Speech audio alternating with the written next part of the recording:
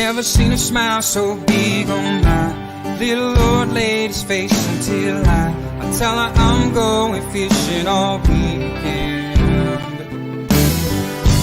Pack up all of my bacon, I make plans for 7:45, and I swing around, pick up my date for the weekend. Some reason she seems to please when I'm leaving.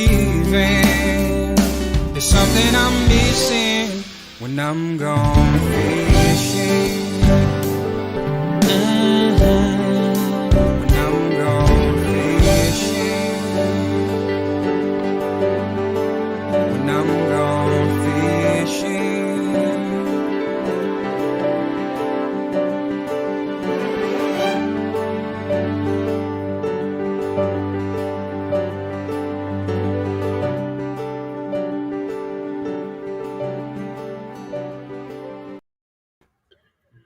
Good evening, CFN, and for everyone who has chimed in before, Mike Brazo.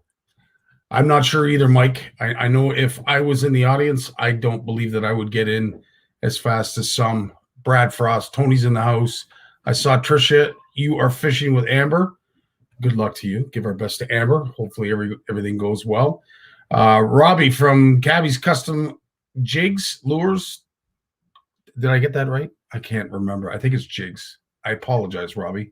But I think it's awesome that you tagged your company in the comments. And I hope everybody does that as well. James Chambray, I invite you just to get the word out there. The more times they see the name, better chances you might make a sale in the future. This is your platform through which you can do your promotion. So I invite all of you to do exactly that. Bonnie, nice walleye on the weekend. My lady, fantastic. Nick's in the house.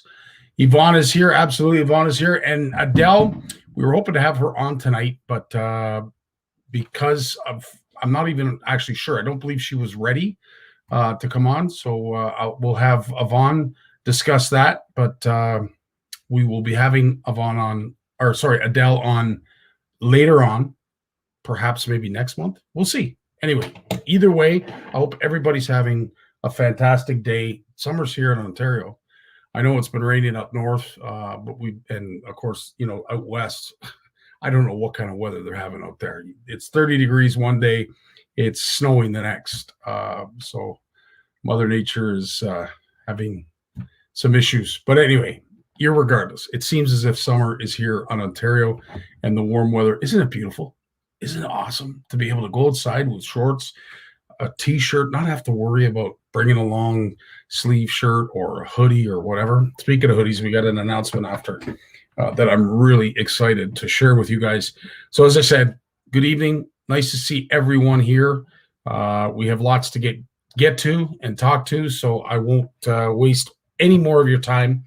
We will also be doing the giveaway tonight from TNT Thursday. A lot of you signed up, and what was really awesome is you tagged an incredible amount of people, which of course gives lots of impressions. And for those who are supplying our community cool things like a charter, like Shane Toms is, it's nice to get the word out there, nice to pump his tires a bit. As I said, it's money that he's offering up for the community. So good on all of you for tagging and getting the word out there. But just so you guys know, the charter is the first prize. The runner-up gets a $50 gift certificate to Grimsby Tackle. So we're going to be giving 2 prizes away. That's at the end of the show, so stay tuned to that. And again, can't thank Shane enough for offering that up to our community. CFN jerseys, my Lord, everywhere I turn, I don't know what you guys are like, but everywhere it seems these things are popping up. And it's awesome to see you guys out fishing with them, out with your family, and enjoying just some good old fresh air, if anything else. But we will be doing our best to try and feature them on CFN as well as my own timeline and storyline, because we want to get the word out there. And just said they look not too shabby. So thanks for all your support. Really appreciate it. And a big shout out to my buddy Richard Dunlop, who's been doing a lot of work behind the scenes to make sure that these things are available and they're getting to the right people. We've had the odd hiccup here and there, but we've managed to get through it and make it right. So thanks to everybody for being patient and being a part of the solution as opposed to whatever problems have been arising. Now, this is pretty cool. We have never had a signature series line of clothing. Now, I know everybody's saying, yeah, but I want to buy a jersey. Now I got to buy something else. No, you don't. And what we've done is we've made sure that it can be made available. And there's something really cool that we're going to be announcing tonight.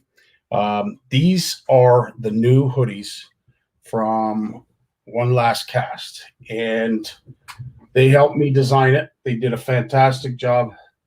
Big shout out to Clifford Hentz over there at One Last Cast. This is, of course, as you can see, the Walleye edition. It is a signature series. Big shout out to my buddy Walter. Let's see if I can get this pulled out so we can have a good gander look at it. But doesn't that look cool? So, of course, Walter designed that. It is the official signature series hoodie. These are going to be available. What's cool about it is, as I said, unfortunately, the prices are in American dollars. It is an American-owned company, but they make them in Manitoba. They make these in Manitoba. So there's no duty. There's no tariffs. There's no extra taxes or BS that you're going to see when it shows up at your house like you normally would. These are all made by Canadian men and women. So we are employing our brother and sisterhood to produce these wicked jerseys, or I should say hoodies. And we are going to start with the inaugural one, which, of course, is the Walleye, which I'm a little partial. But the cool thing is we're going to be doing one every year.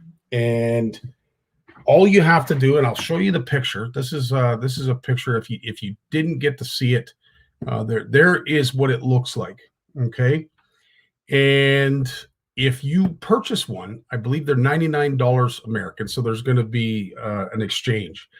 But if you put in this code, the coupon code for free shipping is I want my CFN. So when you go to checkout, you purchase one, you go to checkout, you type that in and you get free shipping. So whatever the price of the hoodie is all you pay. There is no shipping as long as Walleye are open. Cool? Everybody understand that? Okay, I'm going to explain it. So we have designated March 1st as the closing for Walleye. It's the closing in the Bay of Quinte. It doesn't really matter. Don't argue the point because the longer it goes on, the better. But you can purchase one of these as long as Walleye are open till Walleye are closed in the Bay of Quinte, which is March 1st. Once March 1st hits, shipping will be charged. So if you're going to take advantage of it, do so soon, not right away. We're going to absolutely give you some time with this because not everybody's got a whole heck of a lot of money just lying around. So, but we came up with this design, and there was a lot of desire to get fish-related gear with CFN, and we have done so in what I think is a pretty kick-arse hoodie. So thanks to Clifford and the One Last Cast family for putting that together. And as I said, free shipping till March 1st when Walleye closes for the Bay of Quinte. Now, we have an update. It's May. Yeah, I know. That's March of next year, though. So it's obviously it's open now. So it's free shipping right until the end of the year. And then come March 1st when they close, the shipping will no longer be free with the coupon code.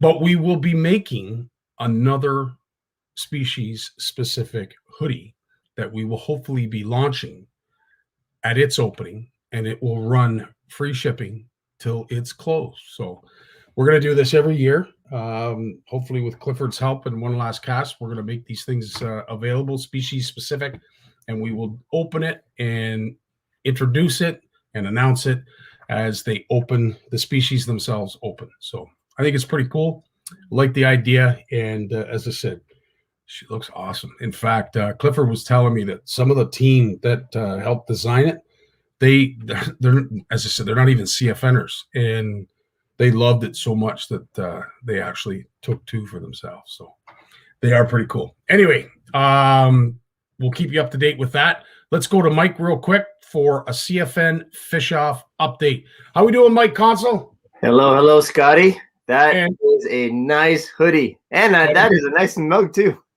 Dude, it is. As I said, I can't wait to be on Horwood in June. Hopefully, knock on wood, this will happen, and I will be sporting this something fierce. But buddy, she is very very happy and proud of it, and it's nice to finally have some fish swag available from CFN. But you know what? To you and your team, thanks for all these backgrounds and borders that you guys have been doing, you guys and gals. Can't thank you enough. You're making us look professional. I guess we better start acting the part, eh? Yeah. Speaking about professional, we're trying to be professional here at CFN and the CFN Fish Off. So a lot of you probably saw the post in terms of Ontario being locked down until June 2nd. So stay at home until June 2nd, which means the Saturday right after that is the planned date for us to start the fish off. Yes, you could fish. Fishing is not closed, but because the name of the game is try to catch as many species as possible, which means ultimately traveling to places outside of your region so you can accumulate the most number of species so you can get the most points for the CFN Fish Off. And for that main reason, that's why we decided to postpone it until June 5th, until the Ontario, fingers crossed, lockdown is over. We just didn't want, the whole country to be like, especially Ontario, to break that stay-at-home order just to try to catch more species. It's just not a good look. Yeah, agreed. And, we are trying to get it right. We are trying to get it right for our networks. We're trying to get it right for our community. And we're trying to get it right for our sponsors. And everybody is chomping at the bit. It doesn't matter who you are, what your background, or how you're affiliated with the Fish Off. Everybody can't wait for this thing to start, including us. All of our judges are in their fast position, getting ready and honing their skills when it comes to identifying fish. I saw Kenneth. He was at it already with a goldfish post that was posted. So he's on his game. Everybody's set to go. It's just a matter of the green light, the check, the grace of the good Lord above that we get to do this. But unfortunately, certain things do have to happen in order for it to take place. And we have our fingers crossed, and we're knocking on all the available wood we possibly can find. Yeah. Well, I won't be long today. We're going to talk more about the Fish Off tomorrow. So tune in, Turning Tuesday, 7 o'clock tomorrow. But one good thing is the Fish Off always ends before bass season opens. So because of the extension, the later date, it means bass will finally be open during the CFN Fish Off. So it'll be neat to see some largemouth and smallmouth entered in the Fish Off this year. So that's the one good thing. And definitely, fishing is not banned. So even though the CFN Fish Off isn't starting next weekend, go out, go fish in your local area, have some fun, scout out some areas because, come June 5th, it's on. Yeah, baby. Right on. Now, Mike, we managed to give away a prize last week. Yeah. And I do believe there's still a prize available this week. Pre-tournament prize pack number 2. Yeah, so congratulations to the Seamen from Alberta. They won the pre-tournament prize pack. So make sure to contact me so that we can get that out to you. And we'll send it out when the tournament is done so we can send out all prizes at the same time. But we have another prize pack. And look at that box of jigs. There's tons of jigs in that box, plus a whole bunch of plastics. So thank you to all our sponsors who put that together. Now, the way you qualify for this prize pack is all you got to do is refer someone to sign up for the CFN Fish Off. So let's say Scotty's not signed up yet. I go, hey, Scotty, go sign up. Go to cfnfishoff.com, sign up. And when it asks who referred you, just put Mike Consul's name. And that'll give Mike Consul a ballot into that prize pack number 2. And I could do the same thing with my dad. I could do the same thing with my sister. I could do the same thing with my neighbor. And the more people you refer, the better it is for the Fish Off. Plus, the better your chances are for winning that second prize pack. So spread the word. We have a little bit more time till June 5th. And we just want to, try to get as many anglers registered and participating as possible because it's an amazing fun time, educational time, and some free prizes. Amen, brother. Nicely put. Well done. And as I said, keep up the great work. As I said, I know we're all sort of chomping at the bit and looking forward to the start of this. I know there's been talk about perhaps maybe starting it if Ontario doesn't necessarily open up on time or as suggested. Things we're all going to work out, and we will cross that bridge as we come to it. But in the meantime, Mike, keep up the awesome work, dude. All right, I'll see you and everyone else who might be joining us tomorrow at 7:00, and say hi to all the guests backstage. Will do, my friend. Take care. Enjoy your night. Right on. So there's Mike with an update and a reminder for you guys to join us again tomorrow for an update for Tourney Tuesday. It isn't going to be a very long segment because there isn't a lot to talk about, but we do want to keep our CFN Fish Off participants sort of, on top of any new news and developments that are going on in Fish Off land. So stay tuned to that. Now we will bring on our aspired and esteemed guest host, Yvonne Brown. How you doing, Yvonne? Hi, Scotty. How are you tonight? Oh, fantastic. Now we have some contractors working in the house. So if all of a sudden things go dark, it's because a line's been hit or whatever. So till then, as I said, knock on all the wood, we're good. So you have been very, very busy as of late. We were supposed to have Adele on, and unfortunately that didn't work out. So we're going to make sure that we have her on again in the future. Mm-hmm. But in the meantime, there's lots going on in OWA land. Well, yeah, like I was on here last week. First of all, just about Adele. It'll be either June or July. I am trying to put together a guest speaker who can come and talk about like ticks and Lyme disease and all that for all of our outdoor community. I noticed that they're absolutely horrible this year, so I thought it would be, a bit of an educational thing. But I had a question about your CFN Fish Off, actually, with regards to, travel and whatnot. So let's say, for example, the province does open up in some areas, but like GTA is still gray.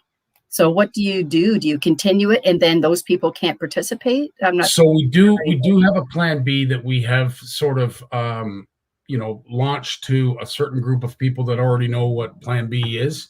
Mike and the judges and myself have worked very hard to make sure that it will still run this year, but we're going to have to be very creative on how we do it. Keep it in mind exactly what you just said. Perhaps there might not be provinces like there might be provinces that are going in the other direction. Say Ontario, the numbers are starting to decrease. Well, all of a sudden out east, they're going through the roof per capita. So we have to be able to adapt for each region, each province, and make the adjustments as necessary. But it's a great question you ask.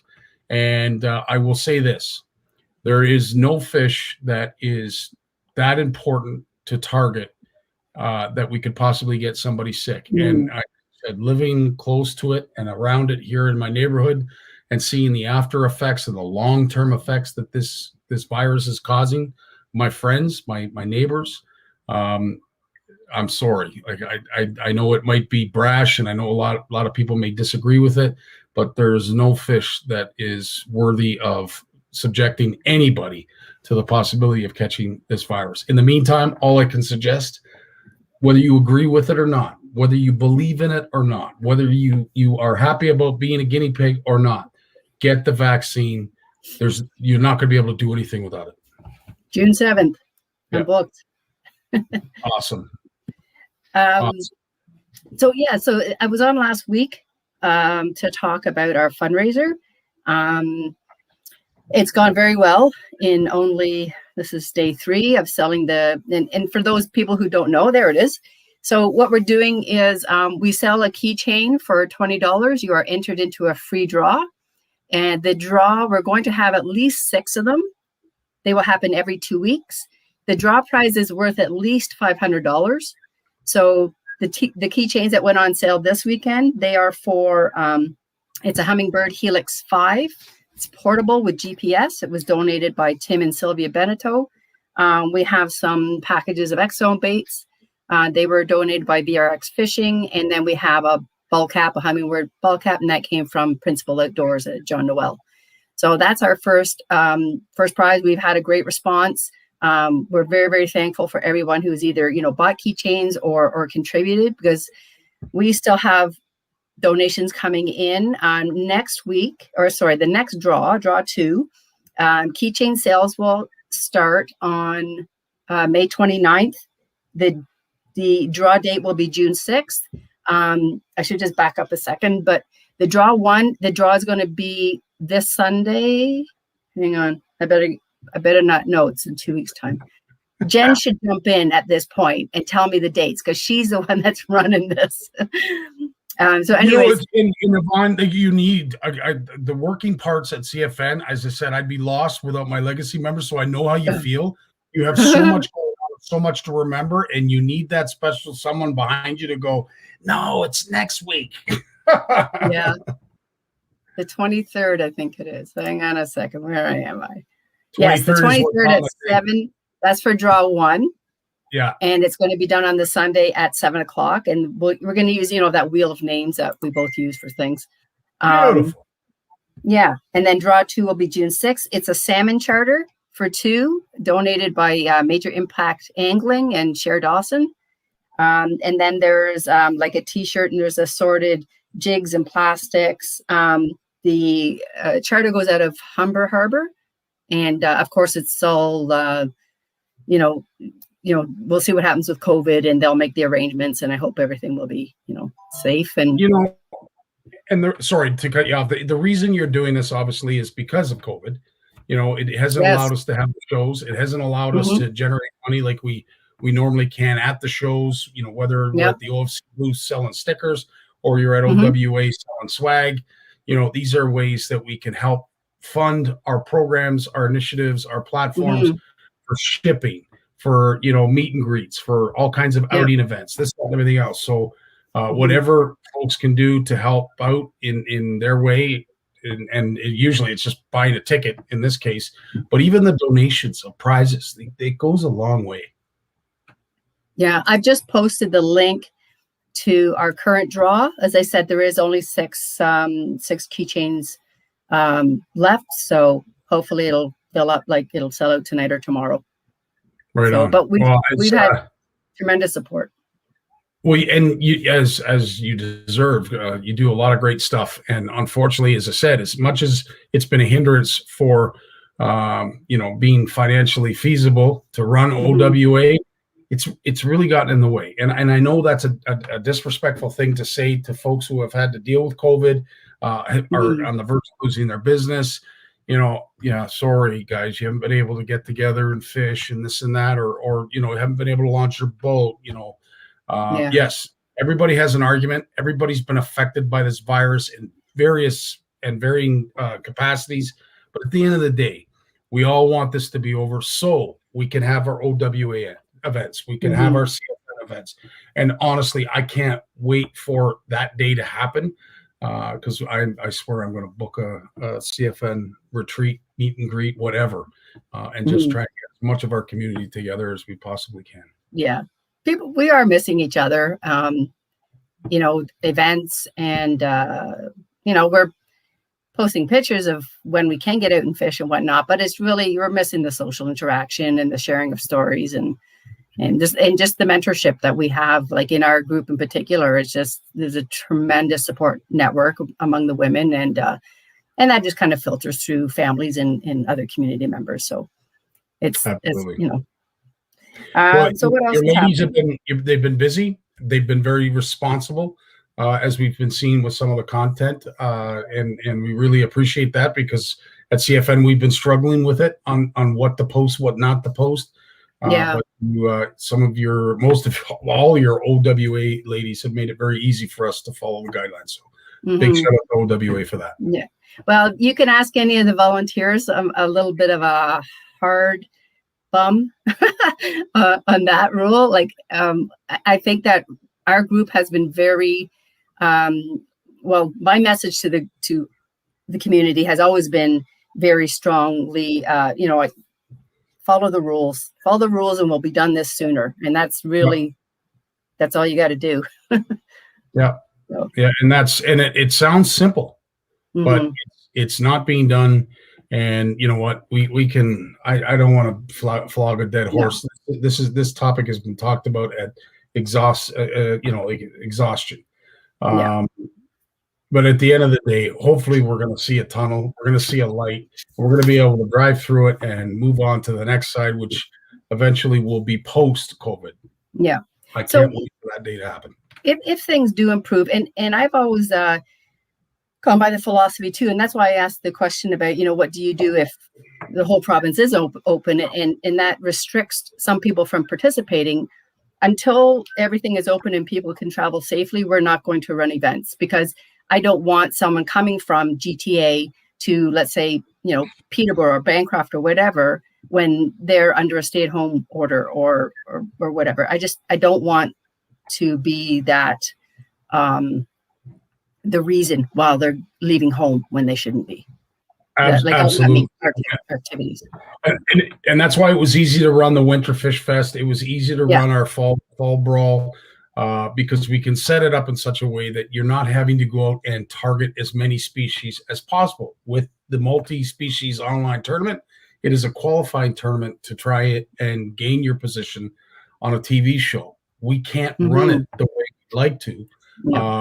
And there's no other way to run it, so we just don't run it until we can. So we're kind of in the same boat as you are, but we do have some interesting ideas that we've come up with that I think we may have to put into action, and it'll be really cool. It's not going to be a total loss, and I think we pitch the idea to our sponsors. They'll see a light go on like it did for Mike and I. Yeah, and just to let people know too, the Ontario Federation of Anglers and Hunters today announced that they will not be running their Women's Outdoor Weekend for the same reasons. This is 2 years in a row. So, and when is that? Is that in July, August? When do they run that? It's in September. It's usually around the week. It's about mid-September. It's near Minden, but there's a group of about 80 ladies that go, and there's a number of different activities, fishing being one of them, but.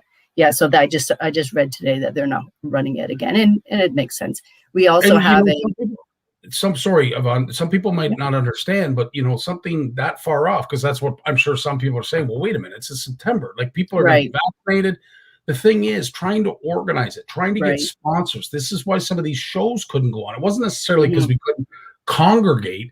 That was definitely an issue, but it was like, how do you write contracts, get deliverables, and make sure that you can follow through on those deliverables when you're not even sure you can run the event. So it's difficult, and I understand absolutely why it was is canceled. Yeah, we have we couldn't go last year to French River. We have some cottages booked up at Totem Point, so we're going to see. I think we have to let them know by like August if we're going to go ahead. I think if we can't go, we're just going to cancel it. We held deposits over, but I don't think we're going to do that if we're not able to go. It's just so hard to plan. And like you're talking about the shows and events or whatever, they can take months and months of planning. So like the Women's Outdoor Weekend, there's just not enough time, and they can't commit to it. And we're in the same boat. The one thing I wanted to mention is we're putting together our June newsletter for the Junior Club. And I'm going to be putting a call out for like spring fishing pictures of children, families, and whatnot. We'll have a little giveaway. I'll post something this week about it. And if things can run okay, we'll probably have like social distancing tournaments like we did last year. But everything, I guess, like we keep on saying, is pending COVID. Unfortunately, that's kind of ruling our life as it has in the last year and a half. So absolutely, yeah. Other than that, there's not a whole heck of a lot. I hope people, like, the weather's been great. I hope people are getting out, fishing locally, safely, and doing other activities. I know we spent a lot of time on the property this weekend, got the garden all ready, and just, splitting wood, stacking wood. Well, at the end of the day, like, the weather is definitely turning for the better here in Ontario anyway. I know our friends out west, they're on a roller coaster of temperatures and weather. As I said, it's 30 degrees, I think, out there now, and there's snow in the forecast near the end of the week. Just crazy. But irregardless, we've been this whole COVID and the lockdown and the stay at home and yada, yada, yada has been somewhat easy. Not, I don't want to say a cakewalk by any means, but it's been somewhat easy because it's wintertime, right? The weather's, it's not that great. Yeah. Okay. You know what? I was probably going to stay home anyway. Well, not now. Like, that weather out there is beautiful. So yes, we're going to definitely start migrating and moving around and doing things. We just hope that they do it in a safe manner and try and think of others when you do it. Jason will talk at great length about going to and from wherever it is you're going fishing, and don't interact with anybody. Good, just keep in mind of other people. Be mindful of other people. That's all we ask. Yeah. One thing that we do have coming up, like I do the ladies' night with you. We have a monthly speaker, and OWA runs its own speaker series as well on the 25th. What day is that? Tuesday? Yeah, Tuesday the 25th. Yeah. Our speaker is going to be JP DeRose. Nice. It's going to be it's more of a Q&A this time, and we'll just talk about, getting ready for bass season or whatever else. So I'll be posting that this week as well. It is for ladies only.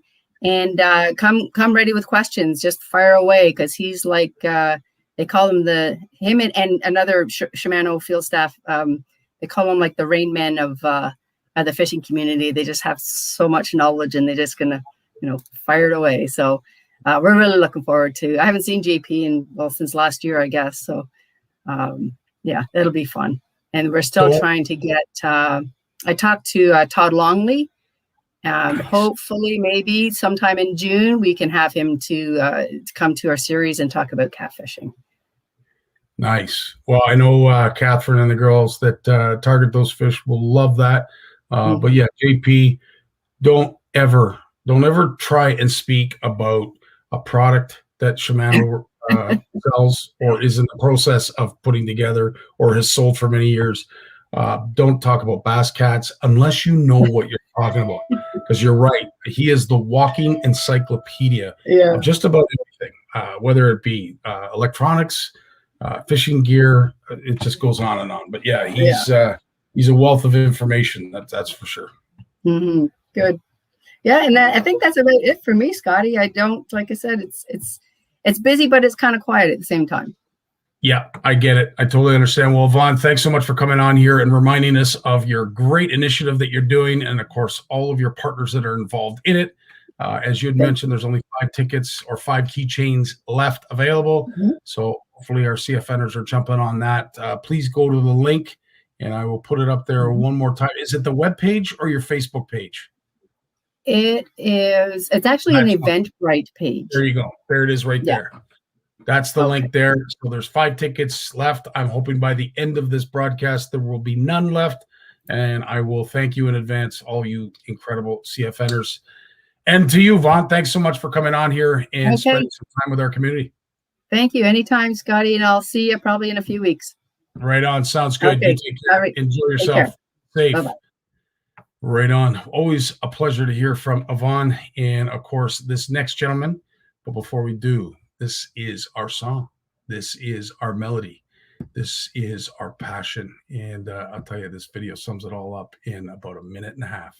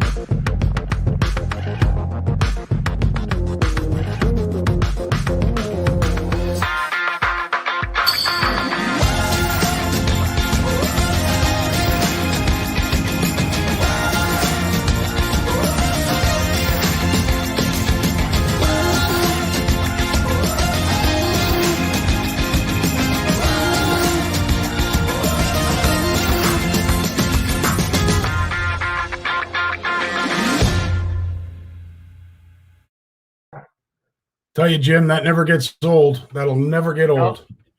I'm jacked and ready to go fishing every time I see that. Right? It certainly gets the blood going. But of course, as do you. And a lot of the stuff that you've been posting, some great throwbacks, some flashbacks, some really cool things in the Just Fishing world. Tell us what you've been busy doing. Making jigs and doing stuff. We're working on getting all the content together for the summer issue of the paper. Was chatting with Jim Sarek today, and I was chatting with who else? Brian Brosdahl, bro. So they got some stuff coming for me, and it looks like it's going to be an awesome issue once again. Yep. I'm happy about it. Well, listen, there's not lots to be happy about lately with everything that's going on around us. Yeah, there is. There's lots to be happy because there's and you present us less with than 2 weeks until we get some freedom, I think. So. And let's hope it happens, right, Jim? Yeah. And if it doesn't, it doesn't. Yeah. I had a buddy of mine call me the other day, and he's like up to here. Yeah. He's worth like, I don't know, $8-10 million bucks. He's retired, and he's up to here. He says, when will the people learn? They all complain lockdowns don't work, and he says, I had to go into his office. He's on the board of directors. He had to go into the office. He said it usually takes me 55 minutes from where he retired to get to his office, underground parking. So it took him 50 minutes to get there a couple of days ago. Yeah. So, everybody's, a lot of people are still just out there and doing their thing. And I understand 100%.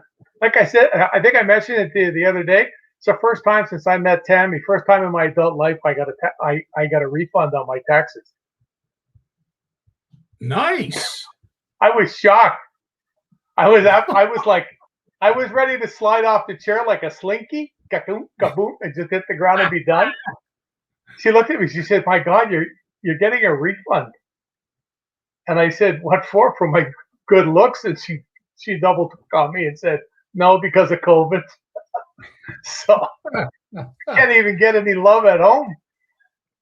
It is, love at home. It's getting long in the tooth. We all it is. love prices and our partners, but you know what? We've been cooped up for a number of months, almost a year and a half now for some of us. And it's funny because when I talk to people, Jim, and they say the last 4 months or 5 months that they've been in lockdown, this has been killer.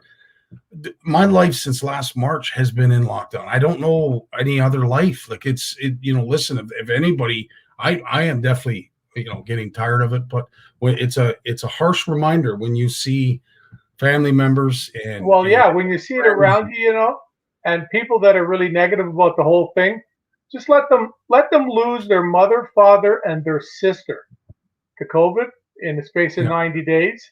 And I know the person who experienced that, and you'll change your mind about it.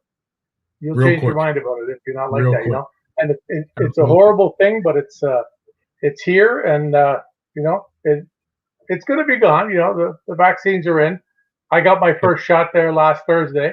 Everything's been good ever since. I've had this little twitch I get once in a while from it, but so we're driving home from getting my vaccine the other day. I'm in the car with Tammy, or in the truck.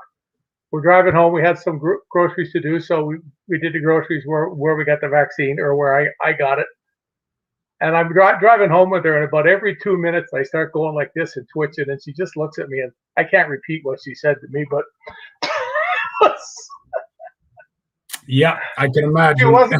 She wasn't gonna fall for it, buddy. She wasn't gonna fall for it. No, it's all been good, but hopefully it all comes to an end. And I said to her, "What a way." Theoretically, probably got 10 years to live, or maybe a little more. Just numbers tell the game, the average. So what a way to go out in your life, having something like this happen to you right at the end. Yeah. Like I feel like I got ripped off for a couple of years here, because I really thrive on the shows. I really thrive on the personal contact, and not just so much. Like I had a lady contact me today, and she can't figure out why I can't have her son over to fish with me. And like I said to her, I told her when this was over, we'd get him out for an evening for an hour when the bass season opened. And I did a Zoom thing with him, and he's a really good kid. He's got some issues that I wouldn't wish on anybody. And we talked for fishing for about an hour, and I've been doing these Zoom calls with these kids that sort of got looked past in life on some stuff. And in fact, I'm doing another one next week with a young kid from Toronto, and he was ecstatic when he found out that Big Jim was going to talk to him on a Zoom call. The kid was just ecstatic, and it's just if you can give back things like that. But she couldn't figure out why she couldn't bring him over to go fishing. And I said, well, have you looked around the world? You realize what's going on? And then she says, oh, well, we don't have anything like that where we live. And I said, well, unfortunately, yeah, you do. You need to watch the news. In fact, you're willing to drive that far to get here. You might not want to leave your neighborhood. Yeah. And it's just one of those things, some people get more excited about it than others, but you just got to look at all the positive things. Every morning when I get up here, almost, I go for a little ride around the neighborhood here. I go down, I look at the creek. I saw baby otters the other day, and that's it. My day was made. Yeah. My day was made. All those little geese down the back here, we're down to 27 now. The snapping turtle sitting over by the town dock, up on the shore on his back with a toothpick, eh? I love my baby geese. It's got to be what it is. It's sad. Most definitely, or it could be a toothy critter.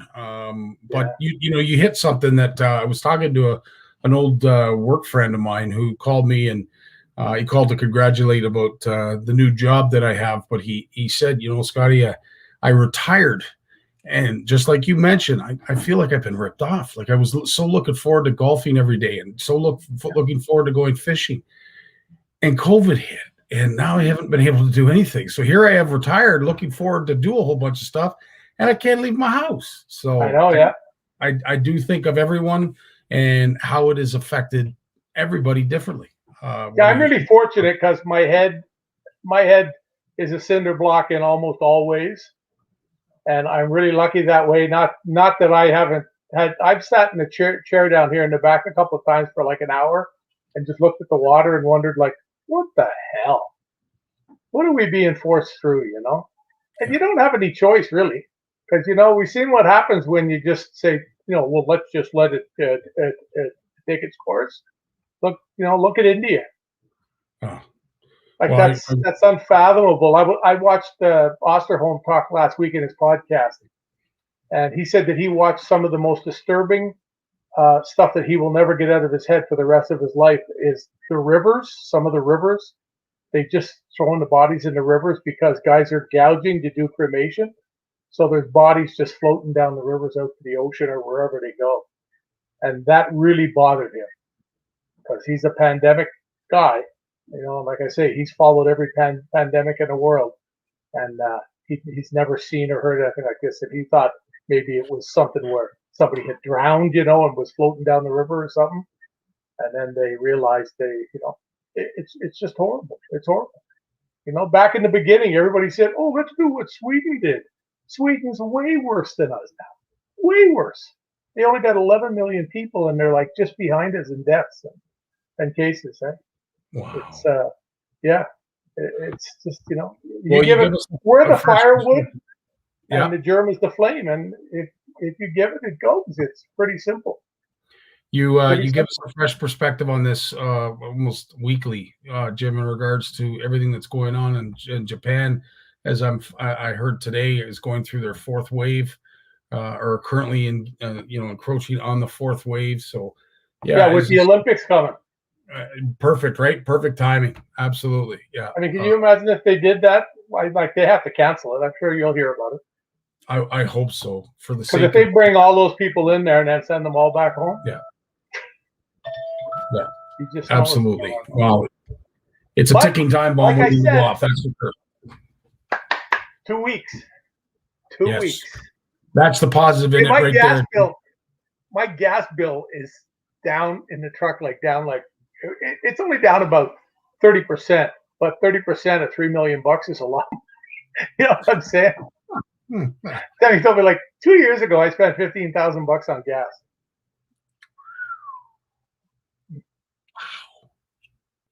And that's not delivering Girl Guide cookies. No offense to Girl Guides, but that's not delivering Girl Guide cookies. Good Did someone say Girl Guide cookies?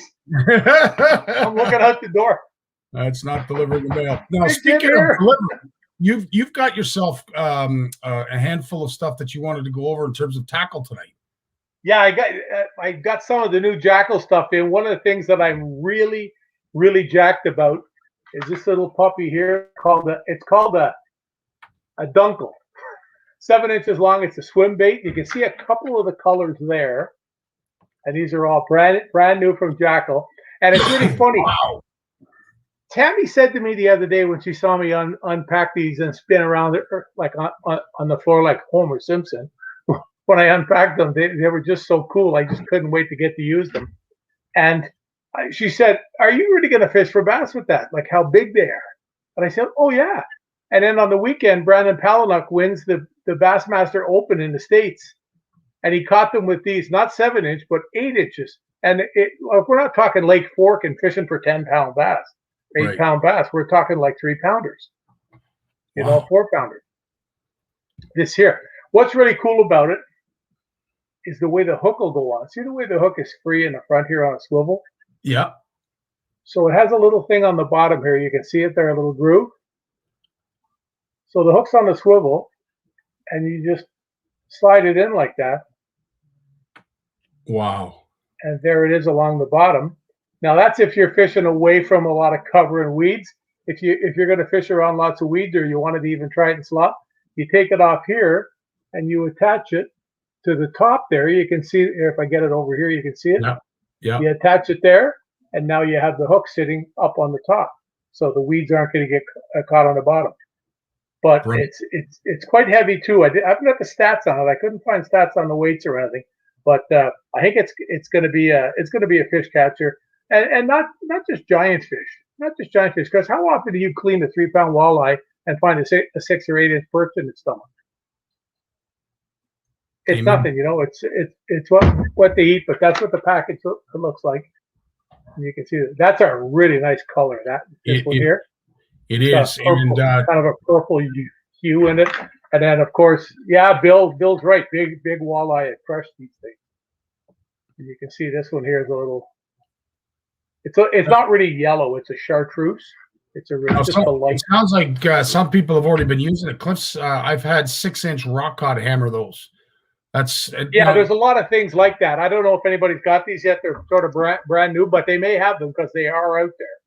Wow. You know, they are out there. There's no ifs, ands, or buts. And then the other thing we've got now is the new Jackal Diggle. And there's 3 different ones in the set for depths. You can see them. They're deep diving crankbaits. See, it's 2+, 4+, and 5+. Okay. That's the depth that they run to. But the cool thing about these is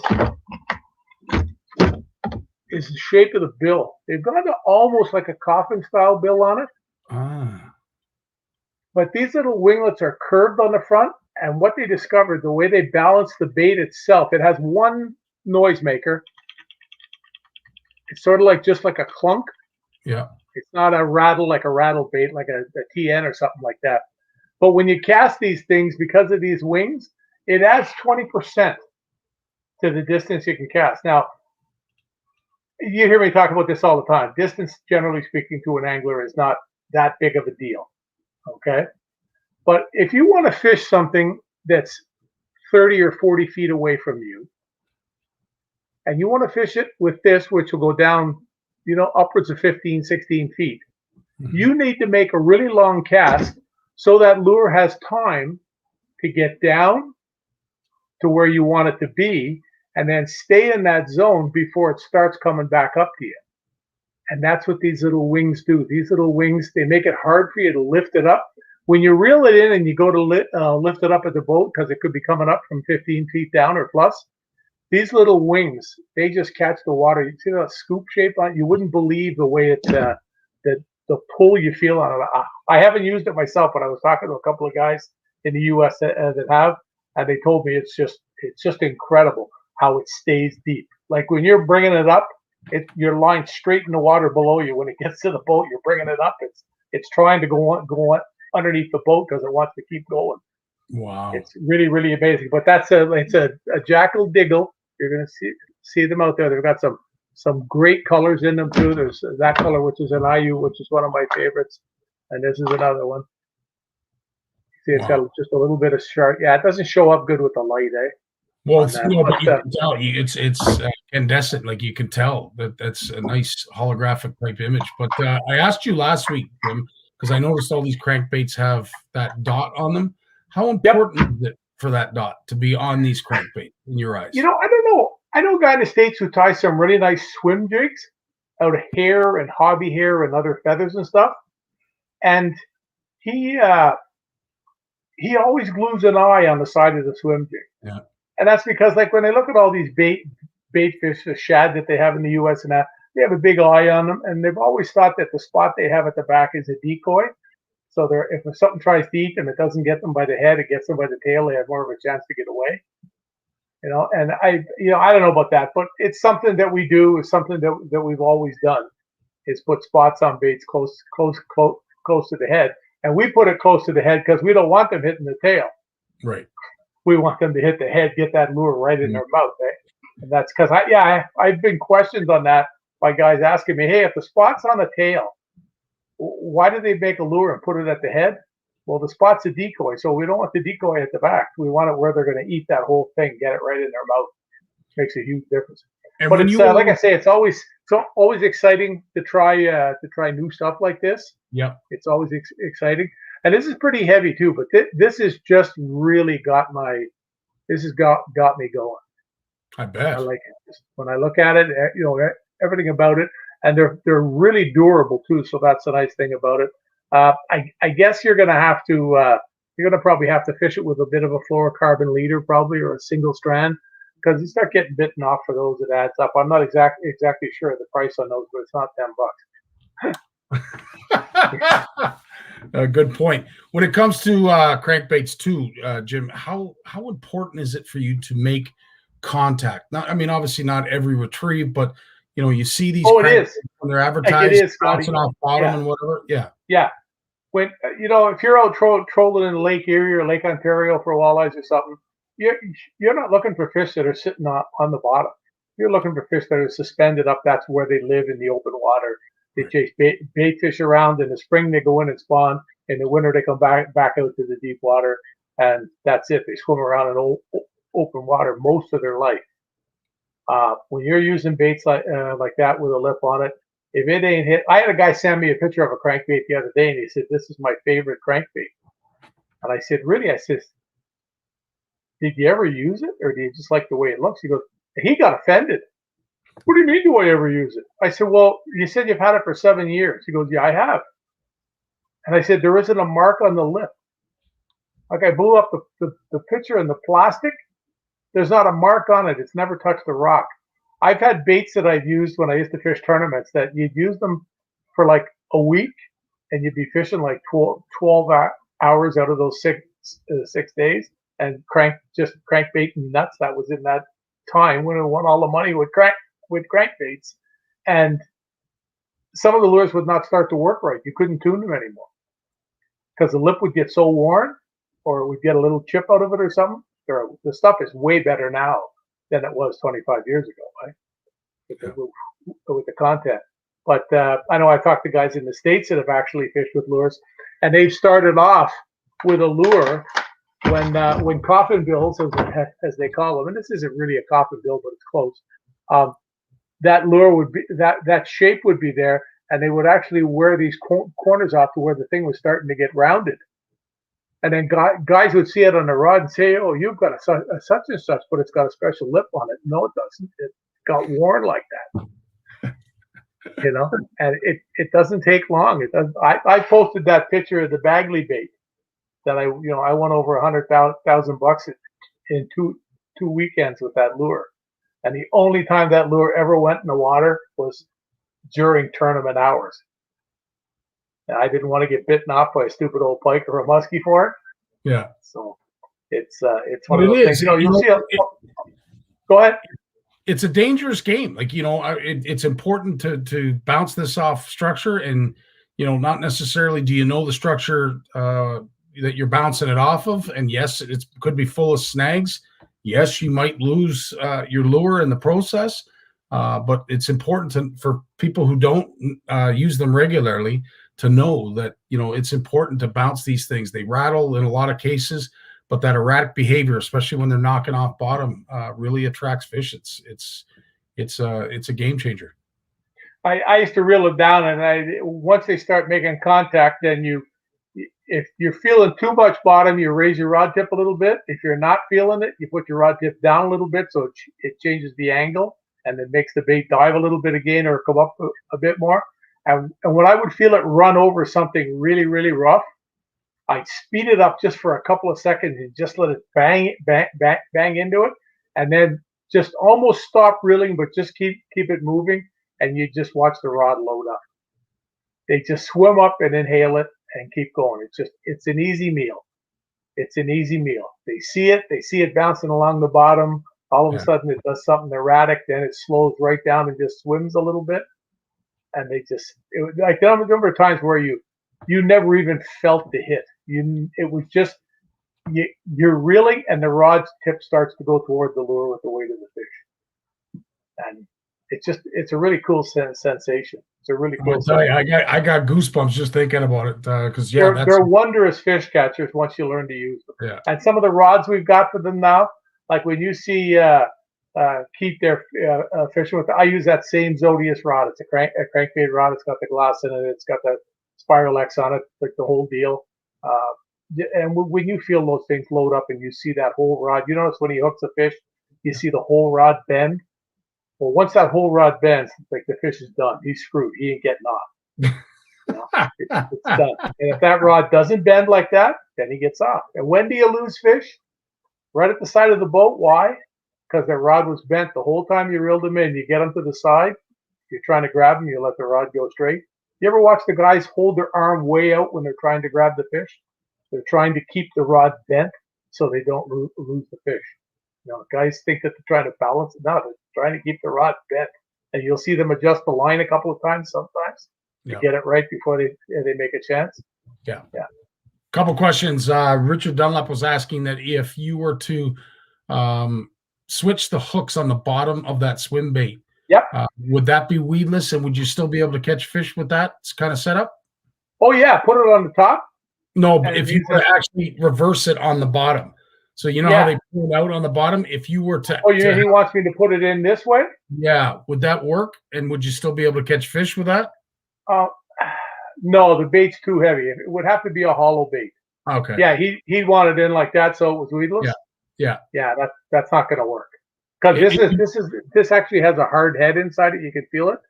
There's something in there. Once I get the tail eaten off one, we'll come back to this someday. We'll cut one open, see what's inside it, because they'll be right on. Yeah. And like who was it up here? Ron was asking, I wonder if you could troll those swim baits behind inline boards. I don't. Oh, I'm sure you could. I don't see why not. Yeah, depending on how slow.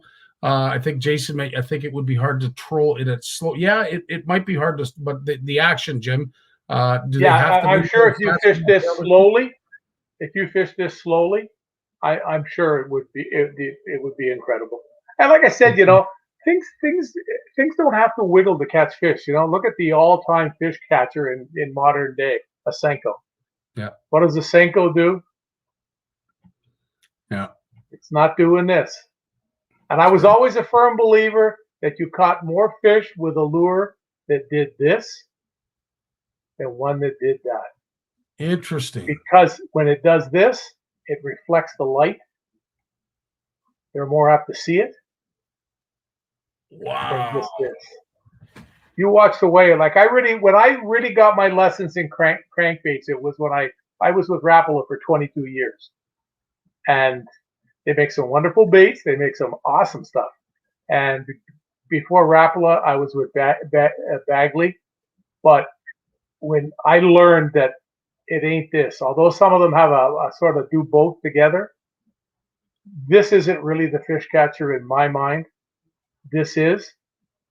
And you'll hear that from so many big names in the U.S. and big time charter guys in the U.S., like guys that run 300 charters a year, they're out every darn day fishing, trolling for walleyes in the morning, trolling for walleyes in the evening, 12, 8, 10, 12 people on the boat, 20,000 lines out, It's, you walleye guys. I, for one, just learned something tonight, and I'm not ashamed to say it. But Jim, thanks so much for pointing that out. Speaking of Bagley lures, Steve wants to know: are they still mainly balsa? Some of them are, and now they were bought by Northland Tackle. They were bought by Northland Tackle, and they've got Jarmo Rapala working with them now. Gotcha. So you've got a Rapala guy. There's been two real major balsa wood bait companies. Rapala, which owned it, basically still does. And when it comes to balsa, and then Jim Bagley put a real big dent in him. He had a huge operation, but his operation was primarily the U.S. It wasn't worldwide like Rapala was. And I got to tour the factory a few times, and he was a character, and he made some wonderful baits. And of course, like I told you, I won so much money with Bagley lures. It was scary. Wow. But we also won a lot of money with other lures too. And I think it's got to do with where you are and what you do more than the other bit. Well, listen, it's scary when you say about another person that he was a character, because dear Lord, my friend, you are in yourself. So the best thing I ever heard out of him. We're in the factory, all the guys from Shimano, because Shimano used to distribute them in Canada years ago. A lot of people may not remember that. Like there was in the Shimano warehouse when it was in Montreal, there was a wall that was 100 yards long, and ceiling to floor, Bagley lures. It was all the distribution happened out of there too. And anyway, they invited us all down to Florida. We're with Jim, and he's getting a little bit older and whatever else. And he had a couple of contests, and he had a knot tying contest, who could tie a knot fastest, and I won that. And then they had a casting deal, and I won that, and whatever else. So we're coming down, and we look out the back, and I said to him, "You got a helicopter? You want to flip for that?" I said, He says to me, "No, you're on a roll." And he said to me, "Yeah," he said, "when I got that helicopter and got my pilot's license," he said, "the wife told me either the copter goes or I go." I said, "So what happened?" He said, "Well, you're looking at the helicopter, aren't you?" Oh man. Oh, he was a character. He was Sounds an absolute character. And the knowledge about lures, like making balsa wood lures, the lead inserts. I mean, all the balsa wood was kept, and he bought the best you could buy. It was all kept in climate control buildings. So the percentage of water in the wood when they turn them, and they actually cut the bodies on a machine that looked like a lathe, and it actually was like one of those key cutting machines, where you put the one key in and it cuts the other one. Well, they put it was either aluminum or stainless steel, and the shape of the body of the lure. That's why everyone was exactly the same, and they would have that mounted, and it would cut the balsa wood to follow that body, and then the saw would come down and cut it off, and it would start the next one. It would cut it off, and there'd be a guy there inspecting every one, looking at them like this, throw it in the good box, or he'd look at you and go, wow, into the garbage can behind him. Yeah. Now, listen, when you hear stories like that, I don't believe that technology loses that level of craftsmanship. But I was going to ask you, when we decided to mass produce lures, and Rapala was a perfect example because, they were made the old fashioned way back in the day. But when we started mass producing lures, do you think that some of the attentions to detail were lost, or do we still have gentlemen like you just described going along on the line and no. Well, I'm sure on some of the more expensive stuff, like this Jackal stuff, I mean, we've been with Jackal for years now, since Shimano entered into that deal with the brothers. And I mean, I've yet to, in fact, this is from my heart too. This is not a word of a lie. I have yet to see one plastic bait of any of the hundreds upon hundreds of bags I have gone through that the bait wasn't perfect in the bag with no grief. There's companies out there you can buy their fluke baits and the tails are bent, you know, like you'll take them out of the bag and there's 8 in the bag or 6 in the bag, whatever, and you got to throw two out and things like that. I've never seen anything like that with Jackal. And the last company that before that I saw was Kalin. Kalin's was just second to none. And Al Kalin had this thing about allowing a plastic to cure for 30 days. Right. He would let it sit for 30 days to make sure those lures were in that shape they were formed and they were going to stay in it. You didn't take 8 of them and ram them in the bag, and you know, like the plastic was still not completely set within itself. So it would go. There's so much. And then I have a buddy last week. He says to me, he's a guy on Facebook I hope he isn't listening. He says to me, I'm not going to give his name, but I'll post it on Facebook later. He sends me a picture of these frogs, and he says, I'm buying these frogs. I get 8 for $24 US. Look at them. They're perfect. So I sent him over a picture of my Jackal Guerra, and I said, why don't you just buy 2 of these and you know they work? Because the ad for these frogs said field testers wanted. So he's bid on quite a few field testers wanted deals. Some he's gotten stuff, some he's never got his money back, but whatever. He gets the frogs, and he sent me a picture of them, and I said to him, I thought those doesn't really look that bad. You know, that I said, how soft are they? And he said, well, they're pretty thick, really. He said, they're thicker than I wanted them to be, you know, because when the fish bite them, they got to compress it to get the hooks, because of the way the hooks are.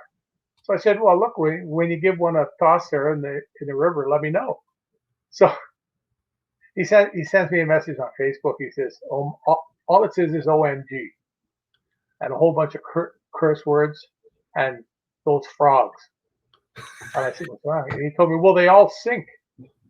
They don't float. Oh, I said, no. well, how fast do they sink?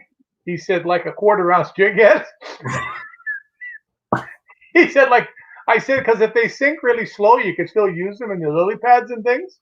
I said, because when you're reeling them back over pads and things, you're twitching them, popping them, they're smacking along in the pads. It wouldn't make a difference if they sunk, and if the fish missed it, you could let it sink. It would go down. You might bite it still, you know.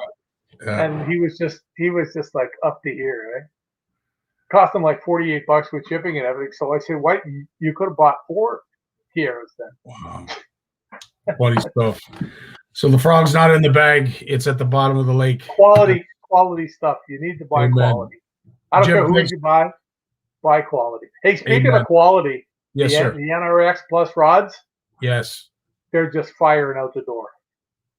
You see all the stores posting, we just got 40 more, we just got 30, whatever.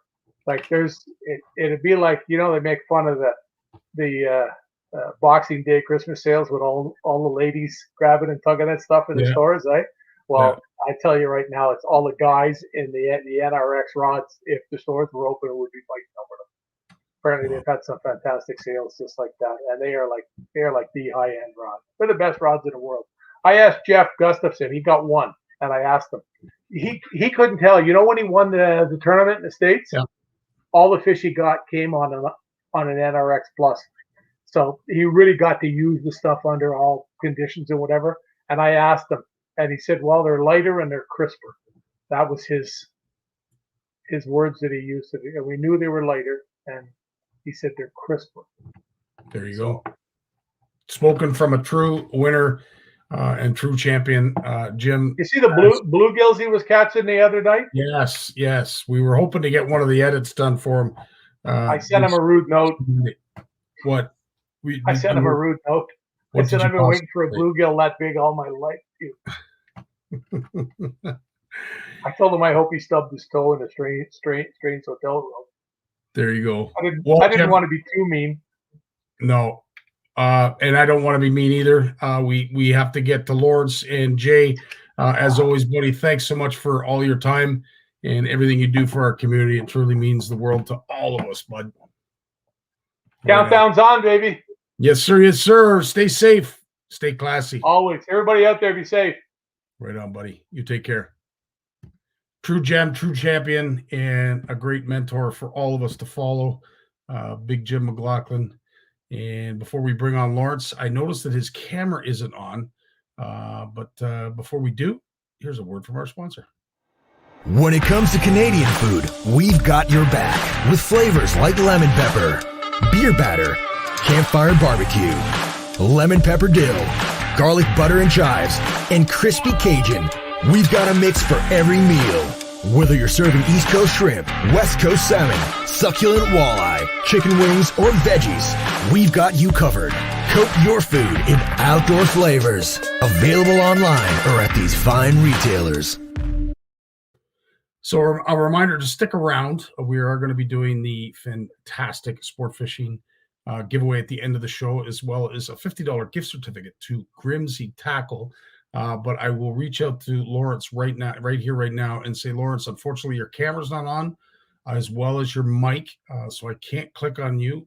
Let's bring in Jay, but before we do, let's have a quick word from his sponsor. Want to know the difference between power bait and other soft plastics? Ask the fish. Berkeley scientists have thousands of flavors tested on thousands of fish. Natural, man-made, every bait that's ever hit the water. No matter the shape, size, or color, power bait is the only one that is scientifically proven. Fish bite and will not let go. Jay Barnucz, how you doing, my friend? Scotty, things are great, buddy. Things are good. On. Yeah. Well, it's not often we go straight to you before Lawrence, but as I said, Lawrence, if you are listening, you can hear me. Unfortunately, your camera's not set up, but of course, this is not a terrible thing to go straight to you either. Jay, always a pleasure to see you, my friend. Lots to talk about. One thing that we obviously don't want to talk about anymore because we talked the crap out of it is COVID. Let's talk about fishing, and you've been out doing all kinds of wading and casting and retrieving and picture taking and all kinds of stuff. Yeah, man, we've had a good week. You know, it's just about getting the kids out and out of the house. You know, we're home every day, and let's get out and do something. So, you know, like I think some of my stories I've been telling everyone is that Stephanie's not as diehard as you know who, and but you know, last week one night we got in the van, went for a drive, checked out a few culverts. Stephanie came along, she wet a line for a bit, and then she went and sat in the van and did some word searches and made some funny videos, and we had some fun. Dad likes to, you got to entertain your kids, and I like to be a bit of a goof off. So you know, we had a really fun evening one night. We didn't catch any fish, but we saw some deer, and we saw some cool areas of local stuff, you know, all within 15 minutes of the house. And then Saturday, I walked, what did my phone say? 8 kilometers on Saturday. We hiked. A friend of mine, Curtis, he actually is a fisheries technician, a Fleming grad and a Trent grad. And he lives by himself in Hamilton. And I worked with him last summer a lot, and a lot of my bass pictures last summer when I was on the road was with Curtis. And you know, with I'm not going to say it, but with what's going on in the world, some of us live alone, got to spend time with others. And so Curtis, he's become a good friend of the family. His mom and Heather have become quite good friends as well. So he's kind of been adopted in our fishing family. So I took Curtis out and Trevor for some brown trout fishing. And you know what? Water levels are down. We're almost at summertime water levels, you know, and it's only the 3rd week of May. So we had to we did a lot of walking to find, so I'd say, fishable water where the water levels were sufficient to hide the trout. The first stream we went to was real low. Beautiful walk, man, this time of year. Down here in Norfolk, the hardwood forest, the birds, it's just beautiful, man. The flowers are out. but the fish didn't go for us on the first spot. So we went to plan B, and I went to scout some new water that I knew that Curtis would be up for it, because I've dragged him through the bush many times at work. And Curtis got his first brown trout ever. So nice. That was great. And it wasn't a big fish. It was a 14-inch brown, but the colors were just amazing. And I'll give Trevor the assist with the net job, and I was the cameraman. I didn't catch a brown trout on Saturday. Actually, I caught lots of little rainbows, smolts, but Trevor and Curtis each got a brown trout. So I guess I did my job as the guide. But you know what, Scotty, sometimes when, I'm happy to sit and coach and help people catch fish. That gives me as much reward, more reward than catching them. It really does. So I have to agree with you, Jay.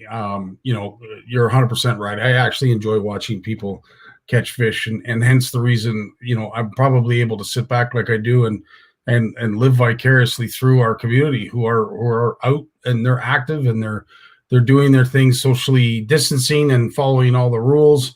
But something that you touched on, water levels, and it has me awfully concerned. But when I see weather that is forecasted, let me just switch the camera view. But when I see weather predictions like this that include, almost 4 or 5 days straight of rain, as terrible as that is, I'm also thrilled because, dude, we need it. And we need the rain. I live in a farming community. Most of my friends are tied somehow to agriculture, and it's dry and it's low. The trout streams I'm fishing are all groundwater streams. We're very fortunate down here in Norfolk to have a lot of great groundwater. But, to see these rivers and streams already at summertime lows, it gives me a little bit of concern. And there's still steelhead hanging around that can't get back to the lake because the water's so low. Like, we need a good rain to flush things out.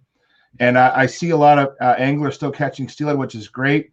But I also see a lot of steelhead that get pretty stressed out right now. The water temperatures are getting up. I'm seeing algae starting to grow in some of the creeks and stuff on the rocks now, which happens this time of year. But those steelhead are getting pretty stressed, and I don't think they're being handled too well. And it brings me back to, just some basic fish handling. Use your nets, keep the fish in the water as much as possible.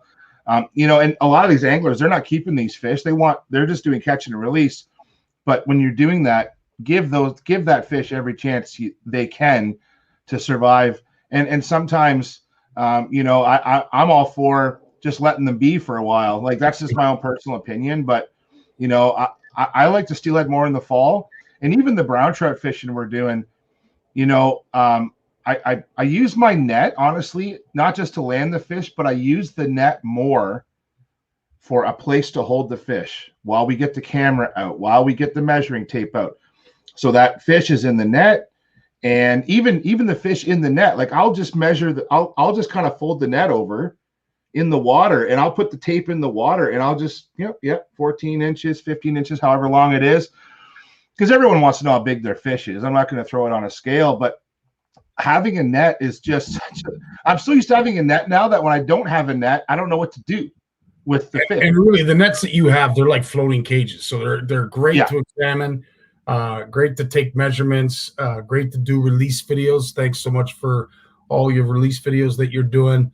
But yeah, absolutely. Christina's saying, we need rain up here. Kurt, we need it. Creeks and some of our bays are low, 100%. Bill's asking, and I know it's a little bit off topic to what we're talking about, but when you talk about a flush, interesting that, the Credit River controversy is currently going on. What are your thoughts on that? I know we kind of touched on it. When I'm talking about a flush and, is this time of year, the steelhead. So I'm thinking about steelhead when I think about flush.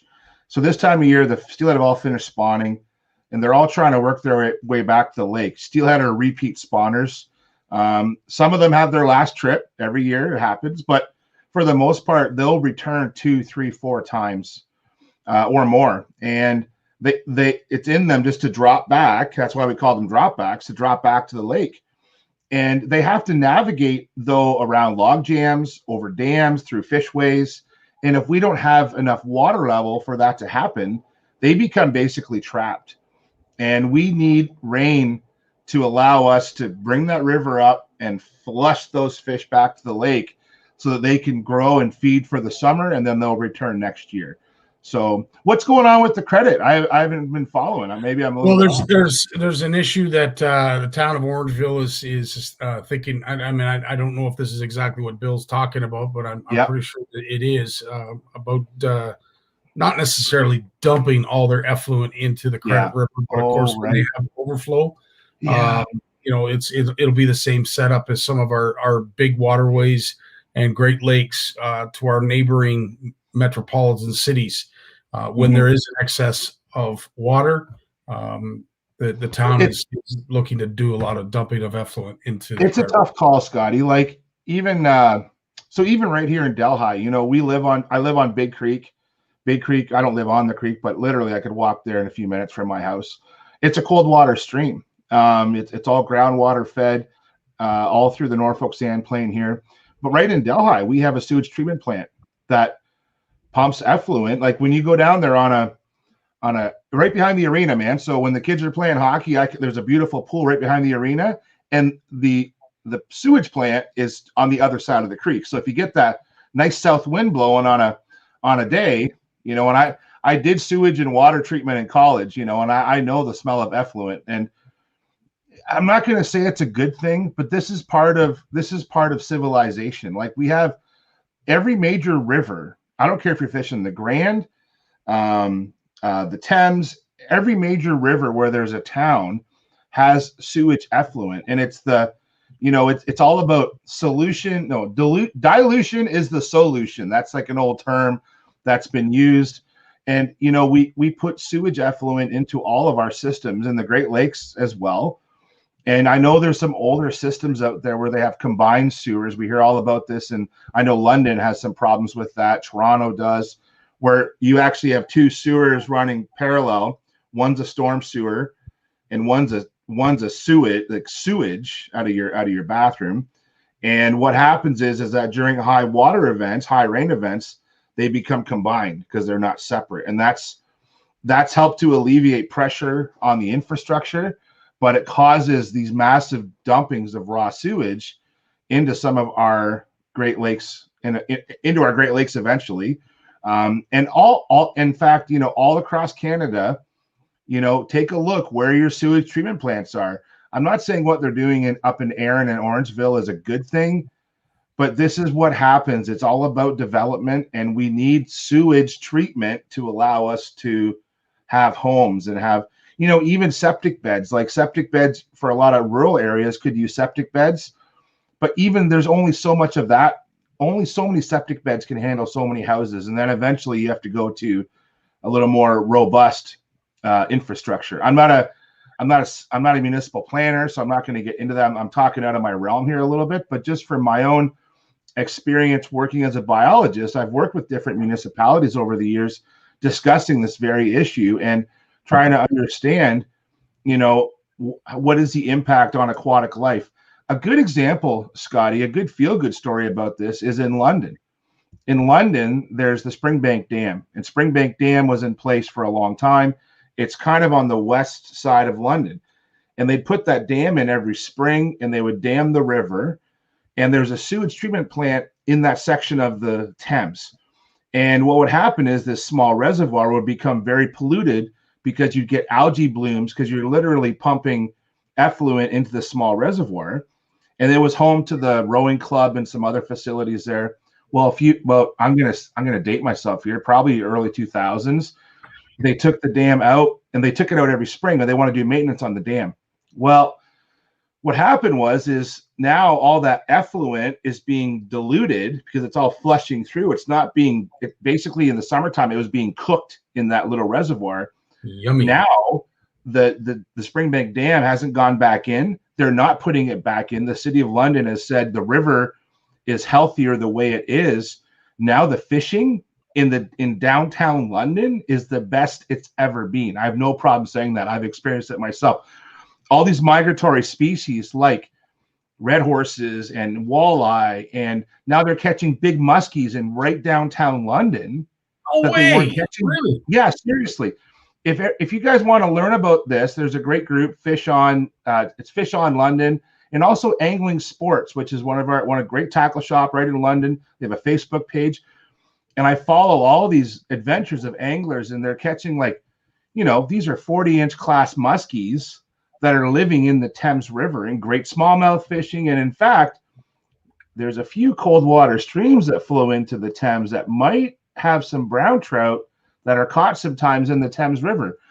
And I think the fishing in the Thames has only gotten better because of the Springbank Dam being gone. And there was some stakeholders like the rowing club who they didn't have a place to row. Well, they've moved out to Fanshawe Lake. Fanshawe Lake is a huge reservoir on the Thames at Fanshawe Park, and they've moved their facility out there. And so now the Thames River through London has just been rejuvenated as a fishery. So some of you anglers in Southern Ontario, the Thames is just a real gem, and it's getting better, really getting better. Well, and that's awesome to hear. It is a good feel-good story. But in regards to the credit and what's being planned, I will say this: the stakeholders up in that area are a very large group, and they carry a very big stick. Yeah. They have a loud voice. So whatever the town of Orangeville or the municipality that is making these decisions, they're going to have an uphill battle to try and pass this, because they are a very strong group up that way. They love their trout. They love their trout streams. And there's a lot of historical stuff as well as scenic buildings. There's a lot of tourist attractions there. So to think that the municipality of Orangeville or Caledon or whoever it is that's in power doing this is going to have sort of like an easy road to put this kind of implementation in place. That group, my money's on that group. I'll tell you. Yeah, and sometimes it's really unfortunate. Like sometimes we have to learn to pick our battles. Yeah, and maybe this is one worth fighting. I'm not super familiar with the issues up there, but I've been in these before, and I can't speak for I think it's up near the town of Erin is where this was going in, which is like further up from Orangeville. But like I said, we have a sewage treatment plant right here in Delhi, and we have some of the best rainbow reproduction of any lake in the for the size of creek. I'm going to say, and I have no problem saying this, we have more rainbow reproduction than probably most other watersheds of its size in the lower Great Lakes. No problem saying that. And we have a sewage plant right in town. I'm not saying sewage is a good thing, but no, and hopefully they get it right. The waters up in the credit have been warming, I would say, on a regular basis. Water flows are down right now. So this is the wrong time to be introducing this kind of mindset. Just when there's so much concern as it is, the fishery is somewhat fragile. Pike is introduced from the reservoir, so the trout people aren't happy about that. There's a lot going on in the Credit River, but there's a lot of stakeholders that are involved. So and there's also opportunities always that show themselves, and municipalities can be creative. Like some of that creek, maybe we need to increase the plantings along the creek. We need more shade. We got to control that water temperature. So if when effluent goes into a creek, because it's full of organics, you get that bloom, that algae bloom, right? And it causes causes poor water quality. And of course, brook trout are the canaries in the coal mine for any cold water stream in Ontario, especially brook trout in southern Ontario, because their range is so limited. Like even the streams around here that I fish, you might have 6 concessions of a stream, but 80% of the brook trout are in one concession, because that's where the cold water is coming in the most. That's where it has the most shade, the best woodlot. You know what I'm talking about. The sections of the creek above and below could be running through farmers' fields where they don't have the same trees, and so there are opportunities to enhance some of these creeks in these creek habitat by cooling the water. And maybe the municipality needs to do more. Okay, so we're going to build this, but can we look at improving the quality of habitat upstream and downstream of that plant as compensation, maybe something like that. Great point. Steve has a steelhead question. He noticed that lots of steelhead are in the deeper pools, but they are very high in the water column. Why is that? Yeah, you know what? They're going to set themselves up in their best feeding lanes. So a lot of times we'll see videos of steelhead like suspended up in the water column. So they could be in a 4-foot pool and they're sitting 2 feet up. So what I think happens is when the, let's say the water flows in off the riffle into the pool, okay? But a lot of times in a creek, the fastest water, the most flowing water is actually near the top. And so those fish to be in a feeding lane, because they want to be exposed to the food coming in them, they'll set themselves up in the water column to optimize the food coming down to them. Of course, if we go there, they think we're predators. They might slink back down to the bottom to hide, but left on their own, they'll set themselves up in the best feeding lanes. That's why when we're fishing these small streams, regardless of the size of trout, sometimes these trout will sit right out in the open, like the trout that Curtis caught. I'll be honest, it was really an area of the creek that had a lot of sand above and sand below. There was a bit of gravel, and the creek was probably about, I'm going to say 30 feet wide, pretty wide section. But there was this spot of basically like a depression of hard bottom, like rock and gravel. There was a cedar overhanging, but the cedar was like 6 feet, 8 feet off the water, but it was shading. It was shading that spot. So this brown trout was laying out in the middle of the river, but it was hidden by the current because the current was breaking up the surface. Do you see what I'm saying? So, so that's exactly what we just talking about. Like that fish was set up in a feeding lane in the middle of the river where conditions were right. So that's what steelhead are doing. They're setting themselves up in the best spot to feed. I'm going to guess that's why they set themselves up like that. Sean Forche, Jason Barnucz is the ultimate trout whisperer. I'm arguing there.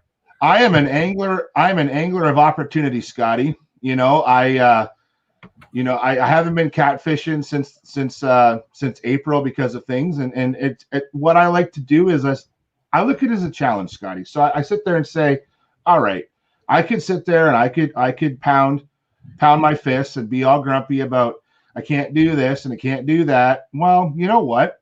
There's blessings in disguise. I've learned so much about stream trout in the past 2 years because of just spending time on the water and getting out and fishing for these things and also teaching people about how to catch them. And I haven't fished. I'm going to say I've been out a dozen times this year, and I've only fished the same stretch, I think, twice. Like I'm always hiking. It might be the same like area, but I'm going to go, okay, well, this tonight we're going to explore this section upstream. And then tomorrow night, we'll do this other section.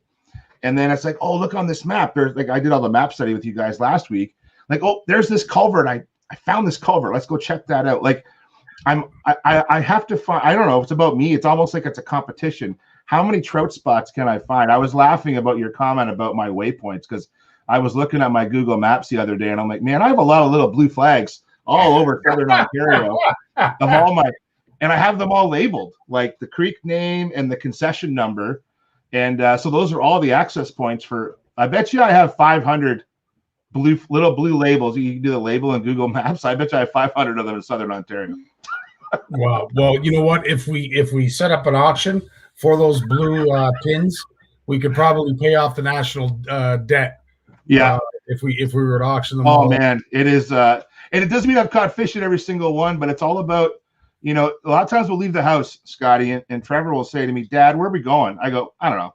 Like I don't have a plan some days. It's like I just start driving and it's like I have these voices. Like maybe it is the trout whispering, like, go here, try over here. But I gotta show because people have been asking me. So I got a whole box of spinners. Like I have there's probably about 100 different spinners in there. Okay. Now sorry, Jay, before you go on, you're using spinners now, obviously, because, bugs are just starting to hatch. You're starting to see a lot of invertebrates on the water. And I was going to ask you that question because the water levels are low and they're being able to warm up a lot quicker.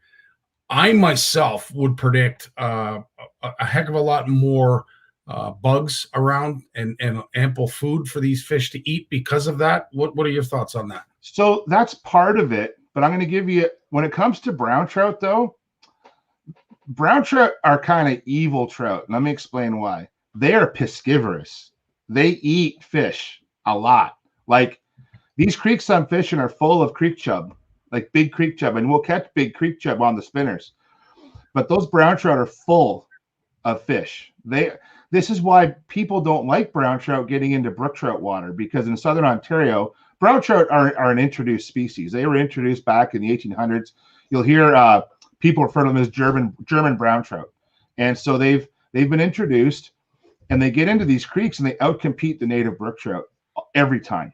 Every time they outcompete the native brook trout, and so there's a couple spots. I don't eat a lot of stream trout because I do believe that these tiny creeks. It's a personal opinion, but these tiny creeks can't sustain a lot of us harvesting them out.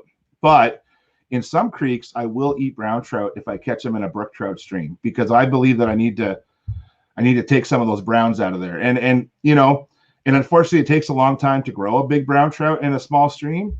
But I do feel that the brown trout do eat a lot of fish, and that's what the spinners are imitating to me is bait fish. And so I'm using different colored spinners to match the hatch. So some of the creek chub that we're catching and some of the dace are very dark color.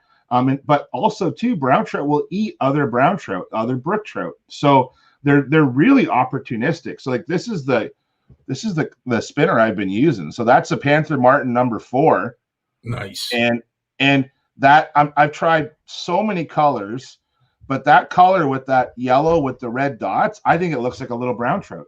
And I've done experiments with this, Scotty, where I'll take Trevor out and a buddy, and I'll give them Old Faithful here, and I will try I have ones with black and yellow dots and gold blades and silver blades, and I mix it up, and I will get outfished if I'm not using that. That's how it's been this year. That's how it's been this year. That is the color.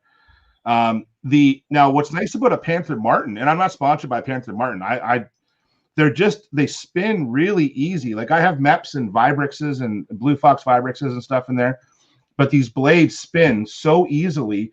In fact, I've caught brook trout like jigging it off the end of my rod in front of a log jam. Like it takes very little startup to get that Panther Martin blade spinning. The only thing that'll happen is there's a wire shaft in the middle. Yeah. And if your blade isn't spinning easily, it's because your wire shaft is bent a little bit.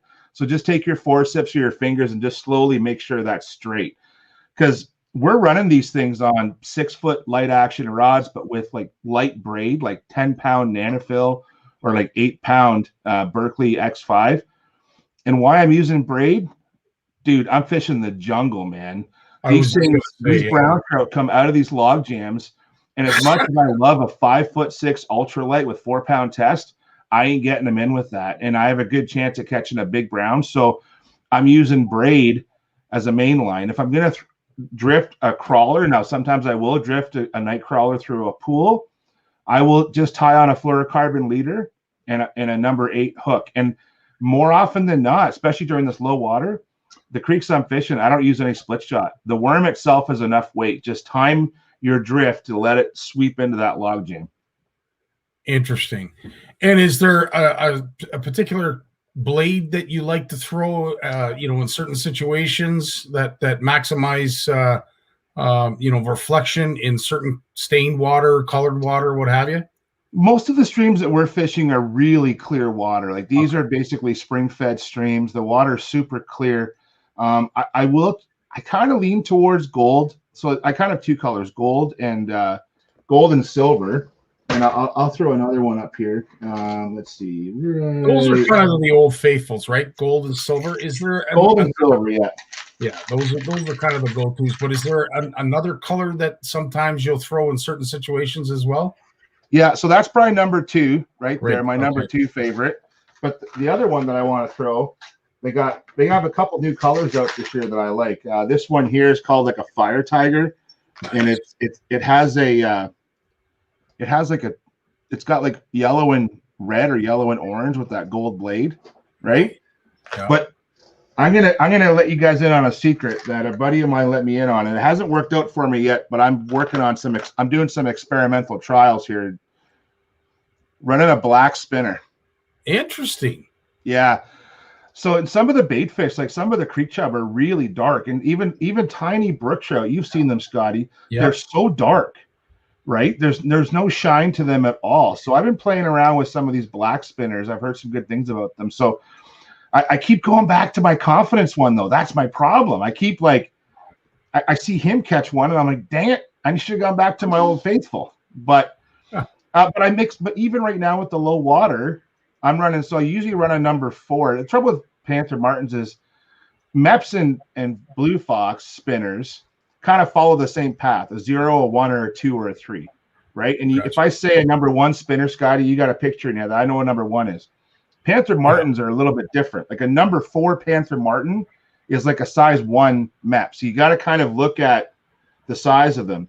So I'm using a number 4 Panther Martin quite a bit, but the number 2s in that clear water have worked really well for me too. In fact, it was on opening day. I caught a 6 pound, 5-6 pound steelhead on a number 2 Panther Martin, like the smallest one I got.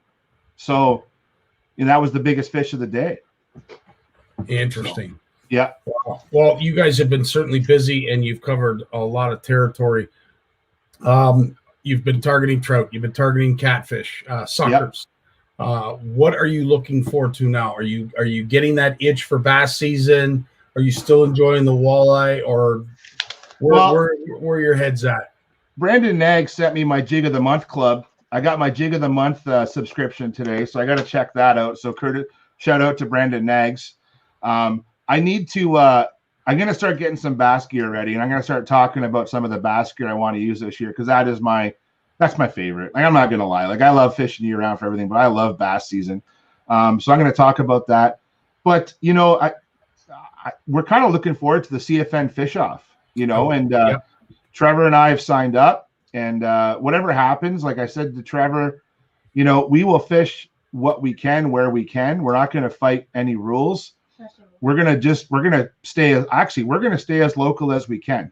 And we're going to tough it out where we are, because if you can catch a lot of 8-inch fish, you can get some pretty good points. You don't always have to have the biggest of each species, but if you can catch 20, 30 species, and I know we have a lot of diversity down here. So that's going to kind of be our plan. And within ourselves, we want to stay as close to home as we can for that challenge alone.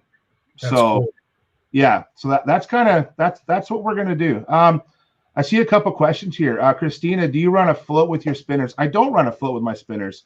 I run a basically a straight knot. So, in fact, when I'm fishing my spinners, I usually don't even put a leader. Like these things. So when I float this thing through a log jam, if there's a hungry brown trout in that spot, or a brook trout, they will usually hit it on the first or second pass through that spot, and they'll come out. Like, they're aggressive. And polarized glasses are so important. You'll see them follow it. Like, I've had a couple browns this year, like, follow it across the pool, and I saw where that brown trout came from, and so I'll bring it in. Don't change your retrieve. Just be patient.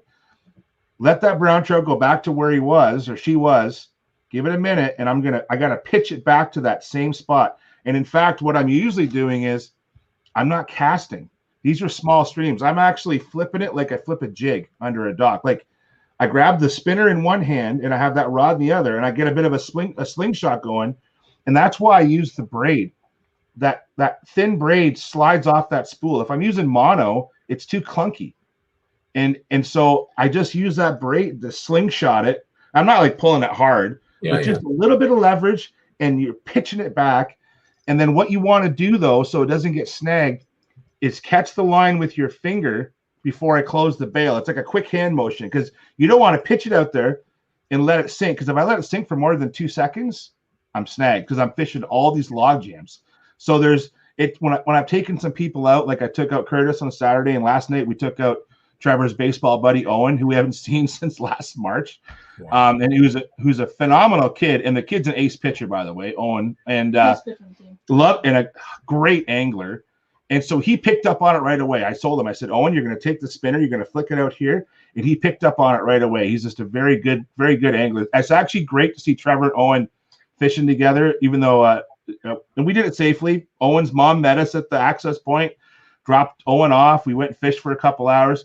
But watching these two pick apart a little stream, I just like to sit back and watch. But it's how Owen could pick up that little pitch and a spinner instead of casting it. You're just pitching it, and you're not pitching it far. Sometimes you're pitching it 6-7 feet, and they'll come out. And if they're there, they will come out and get it. But you need good polarized. Where I got my nice Costas, and I use them like all the time.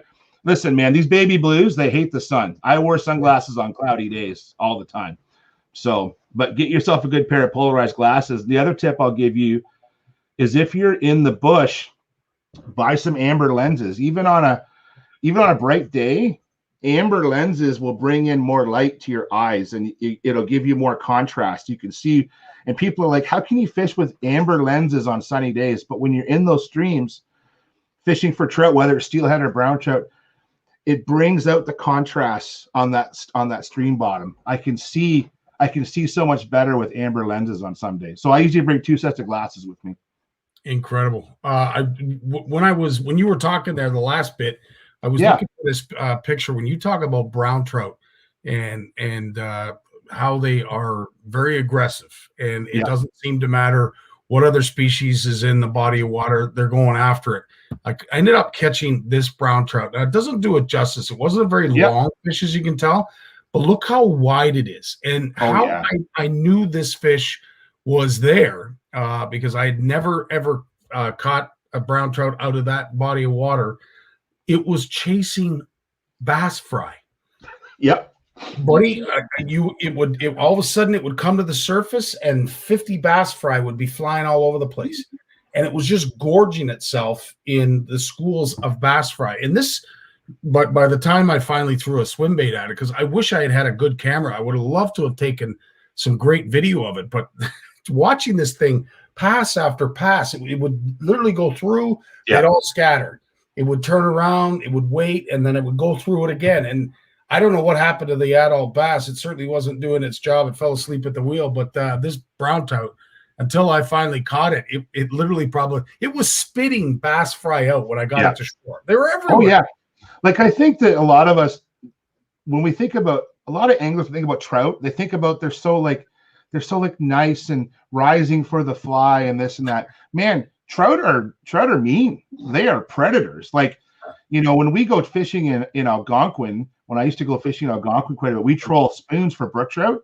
We would troll like big William spoons and catch they're big brook trout, but they're not huge fish. But for a brook trout, they're big. Yeah. And they're smack these big spoons, and you're like that spoon is 1/3 the length of you, and you're eating this spoon. Like trout are they're piscivores. They eat fish. Like they love eating fish, right? So yeah, and again, like I said, when I'm spinner fishing, especially in small streams, I'll put a spinner in a spot 3-4 times. And if I think if there's a fish there, they're on it. Mm-hmm. I don't need to, I could sit back in a really nice spot, put a worm on and let it soak. And we always bring some worms because I like to, just in case. But to be honest, working hardware and in a small stream is just a lot of fun. And you can fish fast and cover a lot of water. So, dude, I'm not a guy for exercise. I don't like biking. I don't like running, but a good 5K hike in the woods for 2 or 3 hours. That's my kind of exercise, man. That's what I enjoy doing. So it's win-win. So that's awesome. Right on. One other question Steve has. I would imagine for a spoon, you might tie a swivel, but for an inline spinner, do you put a swivel on the line So that's a great question, Steve. When you're using braid, you don't need a swivel. Just tie direct. That's why I like the braid. Wow. You don't need a swivel. You can use a swivel. So I have Berkeley makes really nice little snap swivels. I don't know if I can pull one out here. And they're nice to use because you can change out your spinners really quickly. But sometimes when we're out fishing, I just find that I just tie direct. Now here's like that. That's just a little snap swivel right there, and it's black. I'm not even sure what size. I think it's like a 30-pound. It's like one of the smallest ones they make. So it's black. I'm not worried about it hiding the color. So even on a small spinner, it's good to have. If you're going to use mono for spinners, definitely use a swivel. But with braid, you don't get line twist. And so I'll just tie direct. But, if I'm using really fine braid, double check your knots, because the smaller the braid, the easier that they'll slip out. And so double check your knot, tie it carefully, wet it. Palomar works good. I actually use what's called a double uni knot, which is, we all know how to tie a uni knot. Yeah. What I do is I put the loop through, I make a loop, so I double it, and I tie the uni the same way with the double uni, and that doesn't slip. That's my favorite knot. But tying dude, look at these meat sticks, right? So it takes me time. Yeah. Dude, I'm like 6'3", right? And I'm pushing 300 pounds. So trying to tie a number 2 Panther Martin on 8-pound braid, and my eyes are not getting the best either. I'll admit. I need to go. I was just saying, I can't tie anymore without putting one of these on. I honestly can't see a darn thing. So I'm with you there. Yeah. We do seem to have Lawrence back. I see him in the all right. So Jay, I'm going to bid you farewell. Thanks so much for joining us. And again, for all you do and all the content you bring to help build our community, you, Trevor, and the rest of the family, thanks very much, bud. Thanks, everyone. Have a great night. Take care, bud. Alrighty. And before we bring in Lawrence, let's have a quick word from one of our sponsors.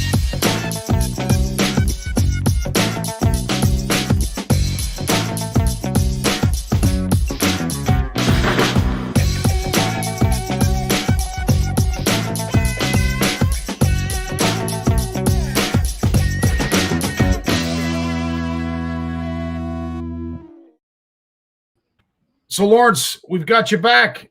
I hope you can hear me too, can you? Yep, we can hear you. How's the sound quality? It's been better. You sound like you're in a phone booth, and it's a very large phone booth.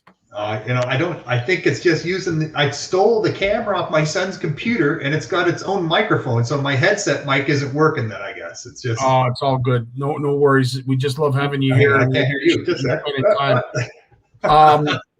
real quick, you did have some things that you wanted to mention. There's an update with the Outdoors with Lawrence Gunther. Is that your YouTube channel? Yeah, no, this is it's just on the lawrencegunther.com website, and we put a link there, and it's just some news with some links to different videos that people have been recording from presentations I've been doing around Canada, and some of the links to some of the podcasts I've been producing called Outdoors with Lawrence Gunther. Pretty unique stuff. And so we just put a whole a list of things that have gone on in the last 2 months, and a little call to action, man. We're trying to get young, blind, and low vision people from around the world to connect with nature through fishing, and to become voices of the underwater world. To apply their storytelling and visualization skills to become voices for conservation, for best practices for fish management, and to really get them connected to the outdoors and advocating on behalf of angler access and things like that. And we've been having some pretty good success. That's awesome. And anything that you seem to dive head first in certainly works and gets the attention of our community. Wouldn't take long for people to jump on board and sort of carry the torch for you, if for lack of a better way of explaining it. You have also been busy. You've been doing, I believe, how many podcasts did you end up getting put together this week? Oh, we got 2. We just put a new one out. It's all about cabins, cabin life. May long weekend coming up. So we thought, it's a good time let's talk to people who have cabins. And then we looked at some of the cabin options across Canada. We explored some of those, everything from houseboats to tree houses to luxury, 6-bedroom cottages in the Muskokas, to even found a cottage, a little cabin on the Catalone Lake where I used to have my own cabin on Cape Breton Island. Man, they've gone up in price. I sold mine 20 years ago. I won't even say what I sold it for. I bought it 30 years ago for $22,000. I sold it, I didn't get my sweat equity out of it, that's for sure. But now, like out there in Cape Breton, on the same Catalone gut, here's one, a 3-bedroom, 1.5 story, selling for $225,000. So yeah, there's only so much water frontage to go around in the world, my friend, and once it's sold, you can't just go and make more of it.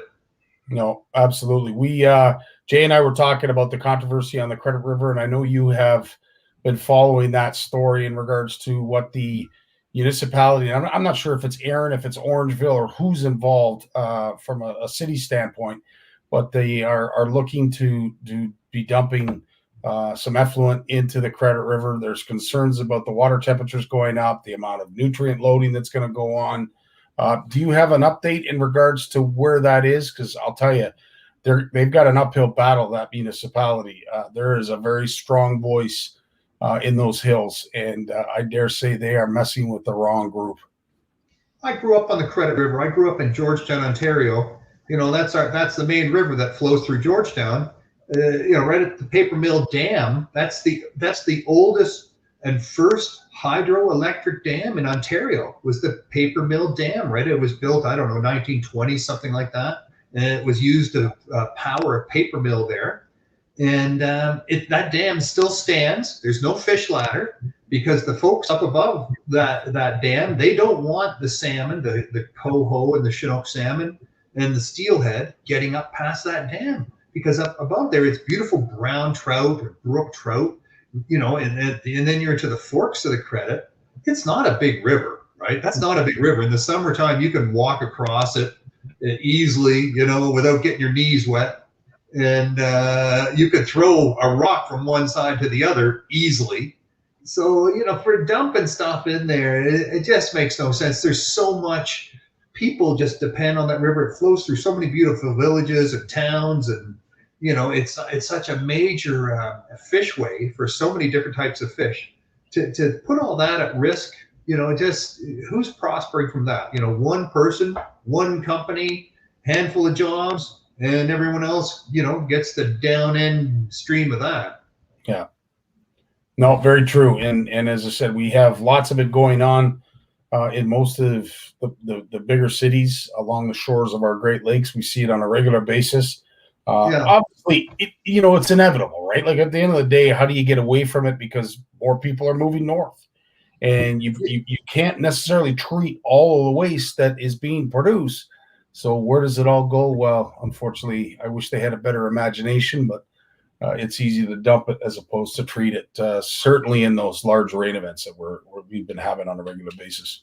They should be building settling ponds. That all that sewage, treated sewage, should go into a pond, and then you let the bulrushes and the other aquatic weeds, they absorb all the bad metals, heavy metals out of the sediment, lock it in place, and then the water just evaporates or soaks into the water table. But by then it's more or less clean, right? It gets filtered by the gravel and the clay and the sand and the ground. It filters the water. It's a natural filter. That's the best way. Just to dump it into the river is the easiest way. I'm going to give a presentation tomorrow to the Ottawa Fly Fishing Society. I was up in Colorado fishing in the America International Fly Fishing Tournament. There were 70 of the best fly fishers from around the world. I was invited to be on a team made up of people with disabilities. We were called anyways, it doesn't matter what we're called. But you know what? Here's a place, pristine Colorado, beautiful rivers, the Arkansas, the Blue, the South Fork, the North Fork. They're all there. The Colorado, they're beautiful rivers. And then the mining opened up, and I'm telling you, they would go into the riverbed, and they would go where it was 2 feet deep, Scotty. Where the 2 feet deep of water, they would dredge the gravel out of that riverbed down 100 feet looking for gold with their machines, They would just basically rip the bed right out of the river and just trench it 100 feet down. And then they would leave cyanide, and it was just, the mining companies ran amok there for years. And then, the cattle ranches started, and there was huge cattle ranches. 25,000 acre cattle ranches was not unusual. And then the cattle, the mining sort of fell off. The cattle prices dropped off in the 80s and the 90s. And a lot of these cattle ranchers are turning it back into sort of tourism destinations. And you got all these ski resorts that have opened up in the 70s and 80s and 90s. And the skiers come up there. They don't want to see all this wreckage from the mines. And so the people that own these ranches don't want to see all these wreckages. People come up there to fish. So they've been spending decades now turning this back around and restoring, the richness to the point now where they're rebuilding like green cutthroat trout. They're protecting them because that's a native species, and they're eliminating some of the rainbow trout in certain parts of the rivers up there because the rainbows are so aggressive. They breed with the cutthroat and create this hybrid called a cut bow. But the cutthroat just can't compete with these very, very aggressive rainbow trout. Even brook trout are very aggressive. So there's just a ton of effort to put things back, and it doesn't happen easily, and it doesn't happen without a lot of money. And so yeah, you can say, well, we'll make some jobs today. We need jobs today, and that's an easy thing for politicians to sell. But the downstream costs, go on for so long, and it takes such a big effort and so much more money to put it back the way it was. Amen. Well, listen, dude, you had me at fly fishing tournament. It does not end with you in regards to how your disability doesn't seem to be disabling at all. It's actually, well, it's remarkable. Anyway, I can't imagine fly fishing, and my eyesight is well intact. I can't imagine trying to do it without having eyesight. It's a challenge, I'll tell you. It's a challenge because you're casting twice. You're casting forward, you're casting behind, right? So the stuff in front of you, it's water, not so hard, but all the trees and shrubs and everything, people behind you, that's all free game, man. So I had a guide who worked with me on when I go up for fly fishing, I have a guide, but when we're fishing with little hopper patterns, like they put a little artificial grasshopper, and it works like a float. And then maybe 2-3 feet down from that, you put a wet fly. And then maybe another 12 inches below that, you put a little weighted nymph. So it's almost like a drop shot with a, jig kind of crappy float system, but you've got 3 hooks. And the fish can either attack the grasshopper at the top, the wet fly in the middle, or the nymph near the bottom. Is it really true fly fishing? It is fly fishing. You're using a fly rod, and really, my guide is there, Lawrence, set. And when he says check, I just lift the rod straight up. I don't lever the point up into the air. I just lift the handle, so the whole thing comes up in a horizontal movement. And it's just a very light hook set because the size of the hooks, I was using anything from 18 to all the way up to size 22. So a size 22 hook is pretty tiny. But you know what I found really fascinating? And I don't know if you ever heard of check nymph fishing. Have you ever heard of that? No, I'm sure Jay has, but I haven't. So they're using 9 to 12 foot or 13 foot fly rods. They don't use fly line. They use 20-pound monofilament on the flywheel. And then at the end of that, they're using a 10-pound fluorocarbon leader.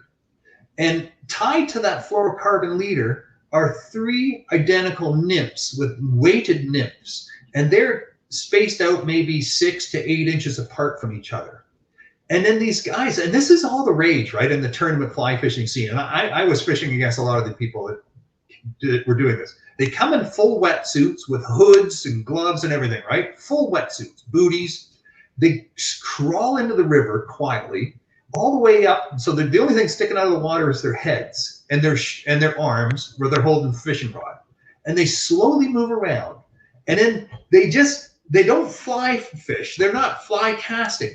They're lobbing that 20-pound mono with those 3 little nymphs upstream. And then they're just following it down as those 3 little nymphs. You just got to get the perfect weight. So they just sort of tumble along the bottom of the river, just tumbling along those three little nymphs as if they just hatched out of the bottom and now they're just being swept down river by the current. And even the most heavily pressured fish, blue skies, everything going on, they're sitting in the bottom of the pools. They see these little nymphs tumbling down towards them, and they just can't help themselves. They have to take one. So you can catch a lot of fish using this method of all sizes, medium, small, big. You catch a lot of numbers. You don't necessarily catch all the big ones, but you catch a lot of numbers. And then they'll fish a little section, maybe a 10, 15-foot stretch of the river.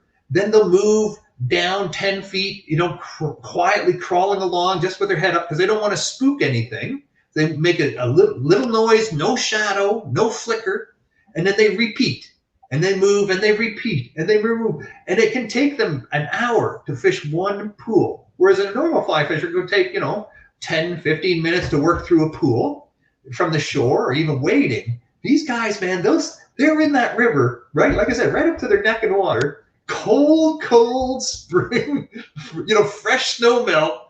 And they're in there all day long doing this check nymphing. And people say, that's not fly fishing. Yeah, but they're using monofilament line. They don't even fly cast. They're just, they're just plunking. They're just plunking. But it counts. It's technically fly fishing. I'd love to see it, to be honest with you. I mean, the concept of it sounds very productive. And, for some of those streams like you're describing, I could see it being very beneficial when it comes to targeting fish in a new kind of way, especially trout.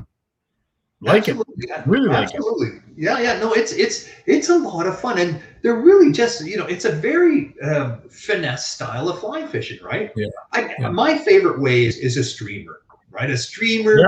You cast it out, you swim it back. There's always tension in the line. Wet flies too, but wet flies are also drifting more, so you have to watch your line and look for your line to stop the drift. And then, you got to hit and then you set the hook. It's not really a feel to bite, but with the wet flies, with the streamers, you're throwing it out there and you're swimming it back like a minnow. So it's almost like a crankbait, a single or maybe two single hooks. Some of these streamers can get quite big. And I caught my biggest rainbow trout, with using those streamers. And, look, I don't do well with a lot of that different type of fly fishing. It's so visual. But I always say to my guide, just put me here, put me on a spawn on the riverbank, and then just step back and let me do it. Tell me how far across is the river, make sure there's nothing sort of behind me. And then I just work the river with my streamer.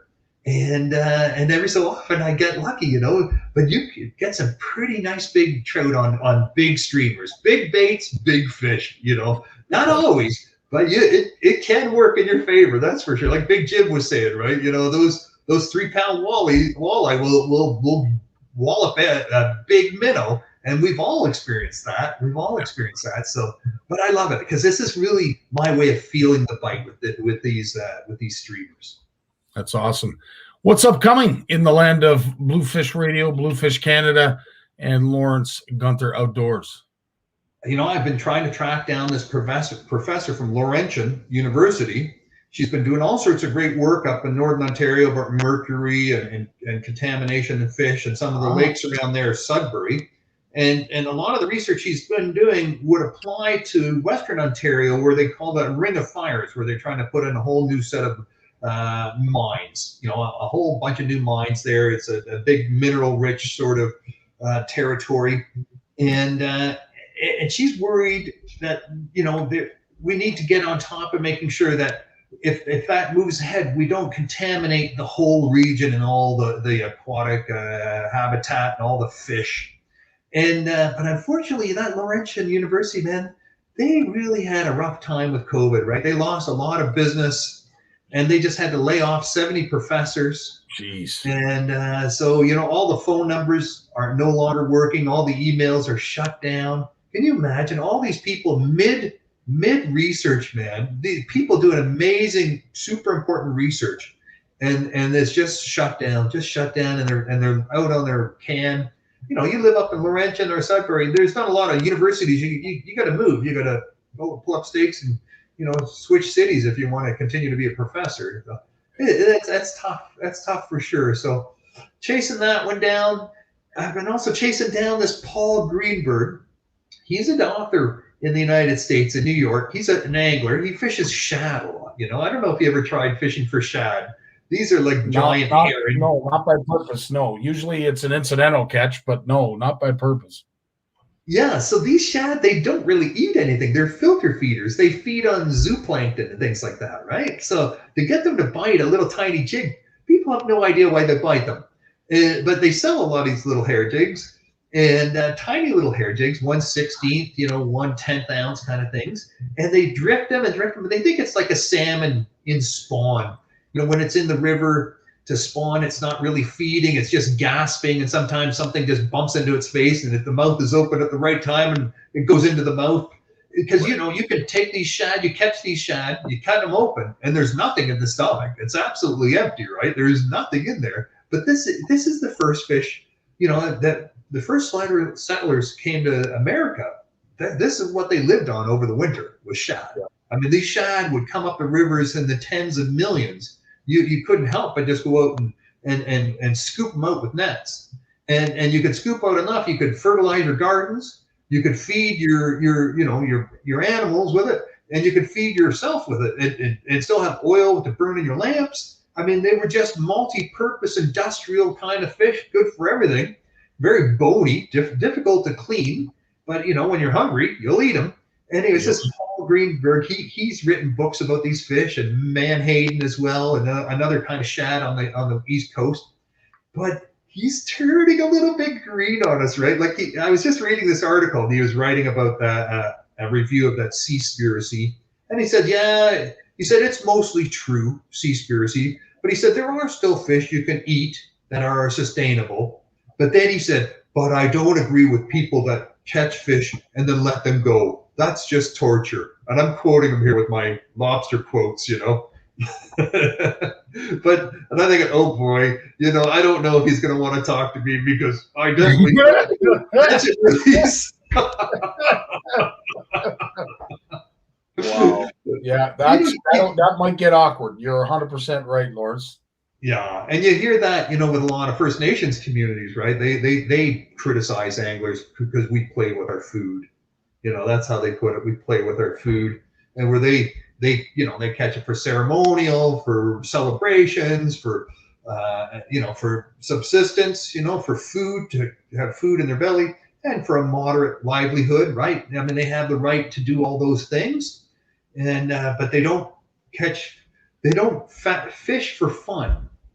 And that's you hear that. But I know a lot of First Nations people that entered bass tournaments, and I fish with a lot of them who have the same fishing rods I do.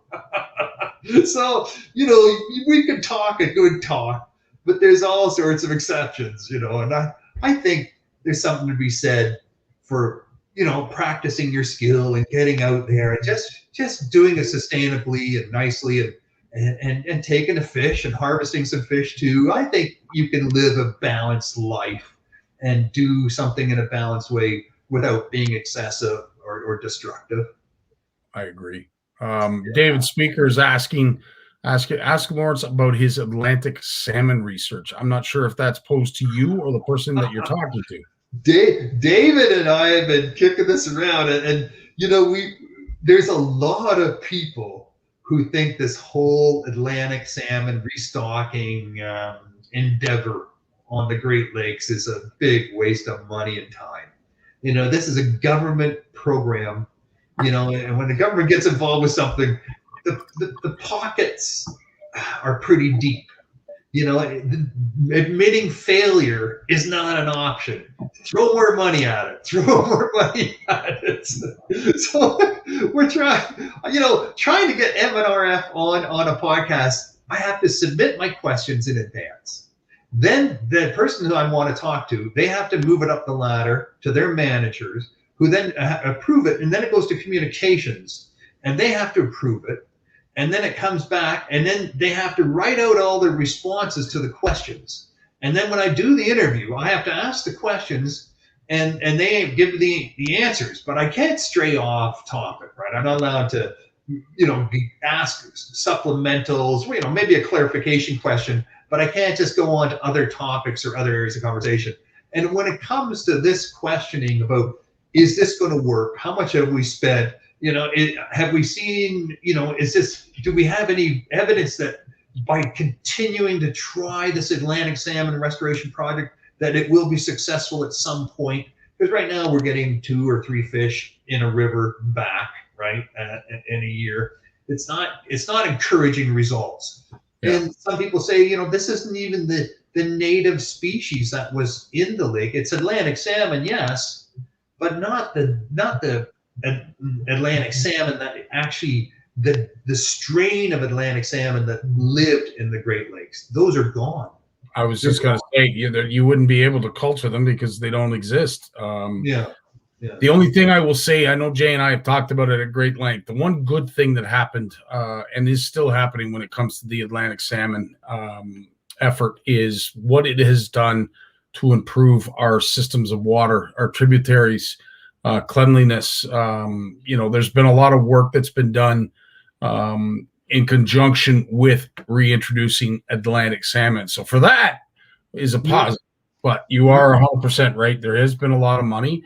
And I guess at the end of the day, if you're being gauged on results, it's probably not going so well for you. Well, and the other problem, Scotty, is we've got these rapid growing coho and Chinook. Like, these are not Atlantic salmon. Atlantic salmon, they grow up slowly. They go and spawn, they come back. They go and spawn, and they come back. They go and spawn, and they come back. They don't die, right? They live for 5 years and die the first time they spawn, like the coho and the Chinook and the other Pacific salmon. These guys take their time. They do it. They just take a sort of a go easy approach to life. Yeah. You put that against a bunch of big Chinook and a bunch of coho in that same river system. And these are fast moving big fish that grow fast and, aren't afraid to, kick butt. Yeah, it's not a fair match, right? So right away, you got to say to yourself, okay, who gets to have the spawning beds? These 25, 20-pound Chinook and 15, 18-pound coho, or these, nice little 8, 10, 12 Atlantic? Who's going to get the prime spawning habitat? It's probably not going to be the Atlantic salmon. They're going to get their asses kicked out of there.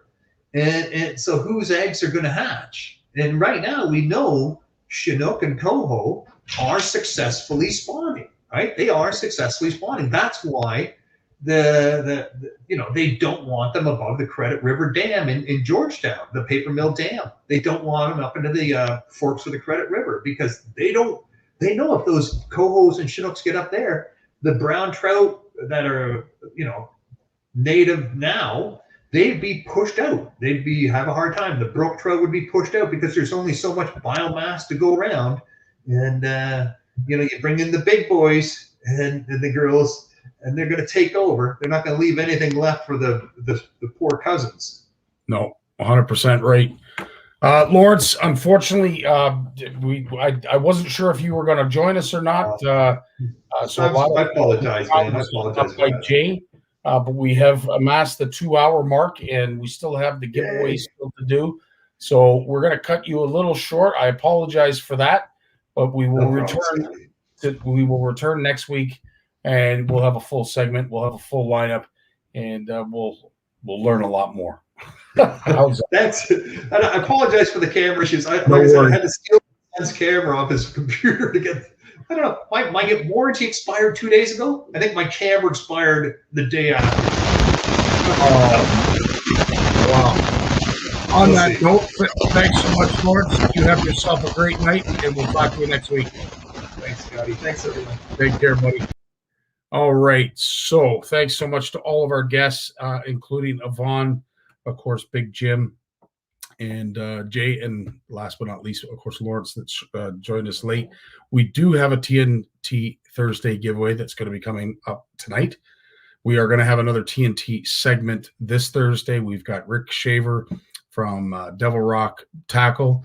We also have James Shemery from Got to Bite, and also Gary Yemchuk from out west, who has got a great story, what has led him to his passion and his initiative. He's going to be joining us and explain all of it. It's a really, really cool story about skunk fishing and how it came to be. So tune in at 8 o'clock on Thursday for that. We'll also be doing a giveaway courtesy of Jerry. But in the meantime, we have tonight's giveaway to get to. So let me share the screen. And I am going to get to show you all of the people, all you wicked, wicked people who tagged somebody that you wanted to see get a chance to qualify themselves. So hopefully you guys can see that. That is the name wheel. And we are going to spin it till the last two are on the wheel. And the runner-up is going to win a $50 gift certificate courtesy of Grimsey Tackle and Shane Toms. And the winner will get a night out on the water with Captain Shane. And hopefully you'll be targeting some beautiful chrome. So let's get right to it. Let's not delay. And let's start spinning the wheel. Let's see who the last two standing are. First one first. And thanks to everybody who qualified and tagged a whack of people. It's that kind of community involvement that we really appreciate. Catherine, you were definitely one, and I'm sorry that you have to go so soon. I'd like to have seen you last. You did a lot of tagging yourself. Thanks so much for your participation. Catherine has been removed. So we're going to continue on until we get the last two CFNers involved in this, and we will not, unfortunately, be going forward with Jennifer Wilson. Thanks so much for your participation. We'll keep spinning till we get two at the end of all the spins, a runner-up and a winner. And we've got prizes for you both, courtesy of Fantastic Sport Fishing. Sarah Jenkerson, believe it or not, I cannot believe Sarah Jenkerson is not a part of this competition. Thanks so much again for everybody who tagged somebody, involved themselves, participated. It means a lot, guys. Thanks for sticking around so long to see who our winners are going to be. David, so sorry, my friend. It's not going to be with you. I will be making a post very soon in regards to how you guys can order those hoodies that we showed you at the beginning of the show. Shane Fernandez, it doesn't look as if we're going to be going ahead with you. My apologies. We'll keep going. Those Signature Series CFN walleye hoodies. We'll put a link up so you guys and gals know where to go. And as long as walleye, sorry, Sylvia. I apologize. Thanks so much for your participation. But as long as walleye are open, shipping will be free. So March 1st is when walleye close on the Bay of Quinte. That is when we will be the shipping will no longer be free. Richard Dunlop, so sorry, my friend. Thanks for participating in all your sharing that you're doing. Big shout out to Richard for what he's doing with all the jerseys and what he does for our community. Can't thank you enough, my friend. Well, we have some Western boys. As much as I don't like to see you guys removed from the wheel, especially Rob, you work so darn hard for CFN. I would love to see you win. I'm just not sure how you would be able to get over here to enjoy a night on the water with Captain Shane. But either way we look at it. And Kelly is another one. I'm sad to see you go, Kelly, because of everything you do. I'd love to reward you with a trip. But even if we did, I'm not 100% sure how we'd get you out here. It's a long way from Saskatchewan. That would be one expensive free night out targeting chrome. Steve McKinnon, another one. This is actually happening by purpose almost. I feel bad for our Western CFNers who are being eliminated from the wheel. Again, thanks so much for everyone who participated and tagged somebody. It's literally hanging on this side of the wheel. If it's not Tony, my friend, geez, Tony's in a bit of a drought. He usually wins these things. He is in a bit of a route right now, but thanks so much, Tony, for participating and tagging. Big shout out to everybody who is still in the hunt. Alexander Henry, is it? No, it's going to be Carrie. Sorry, Carrie. Alexander is still alive. And as I said, we're going to get right down to the last one. Yes, one last cast. Thanks, Bill, for posting that link. That's where you go. Bill Maftrug. Is it Jeremy? Which one's it gonna be? Holy crap! We almost need to do instant replay on that one. Sorry, Jeremy, but that right on the line. Holy crap! We have a handful of you left. This is for the runner-up $50 gift certificate from Grimsby Tackle, as well as the grand prize, which is a night out with Captain Shane. Kevin Carrier, Big Kev, sorry, my friend. Sorry to see you go. Thanks for all you do and all the folks that you tagged, participated in this. As I said, it's the last two names that are standing. Last two CFNers on the wheel will be winners and runners up to what is a great giveaway. Sorry, Amanda. Appreciate you tagging people and participating. We still have a handful of names to go. Thanks everyone for sticking around as long as you have. Oh no, Curtis, I would have loved to have seen you win, my friend. Thanks for all, you tagged, and you were the first one to do all the tagging too, Curtis. Appreciate your participation, my friend. Keep up the great work. We would love to have rewarded you with something, but your day's coming. Keep your fingers crossed. Keep your hopes high. Alexander Henry. Again, this is not by purpose, but Alexander, I don't know how we'd get you out here if you were to win the prize, but we love the fact that you participated as you did and tagged as many as you managed. So thanks for bringing attention and drawing attention to our prize. I don't want to see either one of these guys removed. Richard Elliott. Oh, bud. Richard tagged a lot of people, and I hope whoever wins this manages to think of some of the people who did some of the tagging and maybe donate. Oh man, I tell you, this is tough to watch. Brad Frost. Oh, another beauty name removed. Now, if my prediction holds correct, Bill Maftrug is next to be removed from the wheel, and I am incorrect. It is Kyle. Sorry, my friend. Thanks for your participation. I see Christina's still in the mix. I see a Bill Maftrug. There's quite a few names here. We still got some players in the house, in the winnings, in the runnings. Let's see who wins. Yes, so he absolutely is Captain. Sorry, Jay. Jeez, man. Oh, I see Ava Wickens, who won our last charter, is still in the midst. Grimsby Tackle has an online store as well. So if you do get the $50 gift certificate, you will be able to use it online. A legacy member, Erica Beeler, unfortunately is not going to be a part of the winnings tonight. Thanks so much for your participation.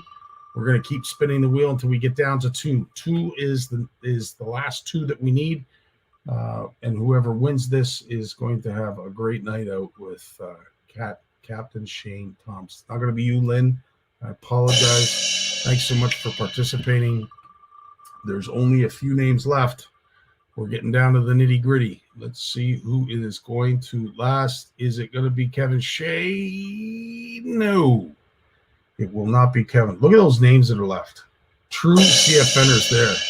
Some heavy hitters when it comes to CFN land. We're going to remove Kevin and continue to spin. Let's see who we will pick to win. Is it going to be Chris? No. Wow. That sucks. Some big names still left on this wheel, but Christina, thanks so much for your participation. We're going to keep spinning. We're down to four. Four of you. Four of you are left. Who's it going to be next? And it does not look like Ava is going to repeat. Apologize, Ava. Thanks so much for participating in all your tagging. Really, really did some great work, and would love to reward you again. There they are. Bill Maftrug, Tricia Wallace, and Rosie Fex. Let's see who are the last two to be standing. Who's it going to be? Wow. Wow. Rosie, my apologies to the entire Fex family. You guys did some incredible work, tagged a whole whack of people, and would love to have rewarded you. So here it is. Bill and Tricia, one of you has won the gift certificate. One of you has won the charter. You just don't know which one, but both of you are winners. It's just a matter of finding out what you're going to take home. Now, I'd be interested to see what the feed looks like right now. Who's got money on Trisha? Who's got money on Bill? Yeah, Bill's upset because I added him to the wheel. Well, Bill, I know exactly what's going to happen here. So there are no losers in this contest. I know exactly what's going to happen. But I'd like to see if is anyone got Bill as their winner? Has anybody got Trisha as their winner? Congratulations, guys. Absolutely. Well, you know what? Let's get this over with. Bill, Trisha, congratulations to you both. Now let's find out what you won. And it is the last angler standing, last CFNer standing. So whoever's picked here is the runner-up. And the runner-up is Bill Maftruk, which means our winner is Trisha Wallace. Right on, Trisha. Congratulations to you. You are going to enjoy a great night out with Captain Shane Toms, fantastic sport fishing, and a big shout out to Shane for doing this for us, for our CFN community.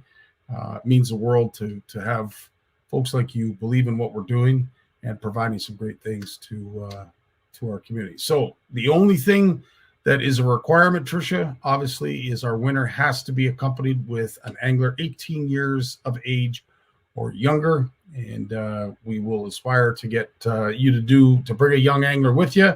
It's going to be a great night on the water. We'll get Captain Shane in touch with you. And hopefully we will get your prize to you real soon, right after COVID is gone and done with. But in the meantime, thanks so much to Shane, Grimsby Tackle, and everybody who participated. It was a great giveaway, great program, great initiative, and it's been a long night. I want everyone get some sleep, stay healthy. Love you all.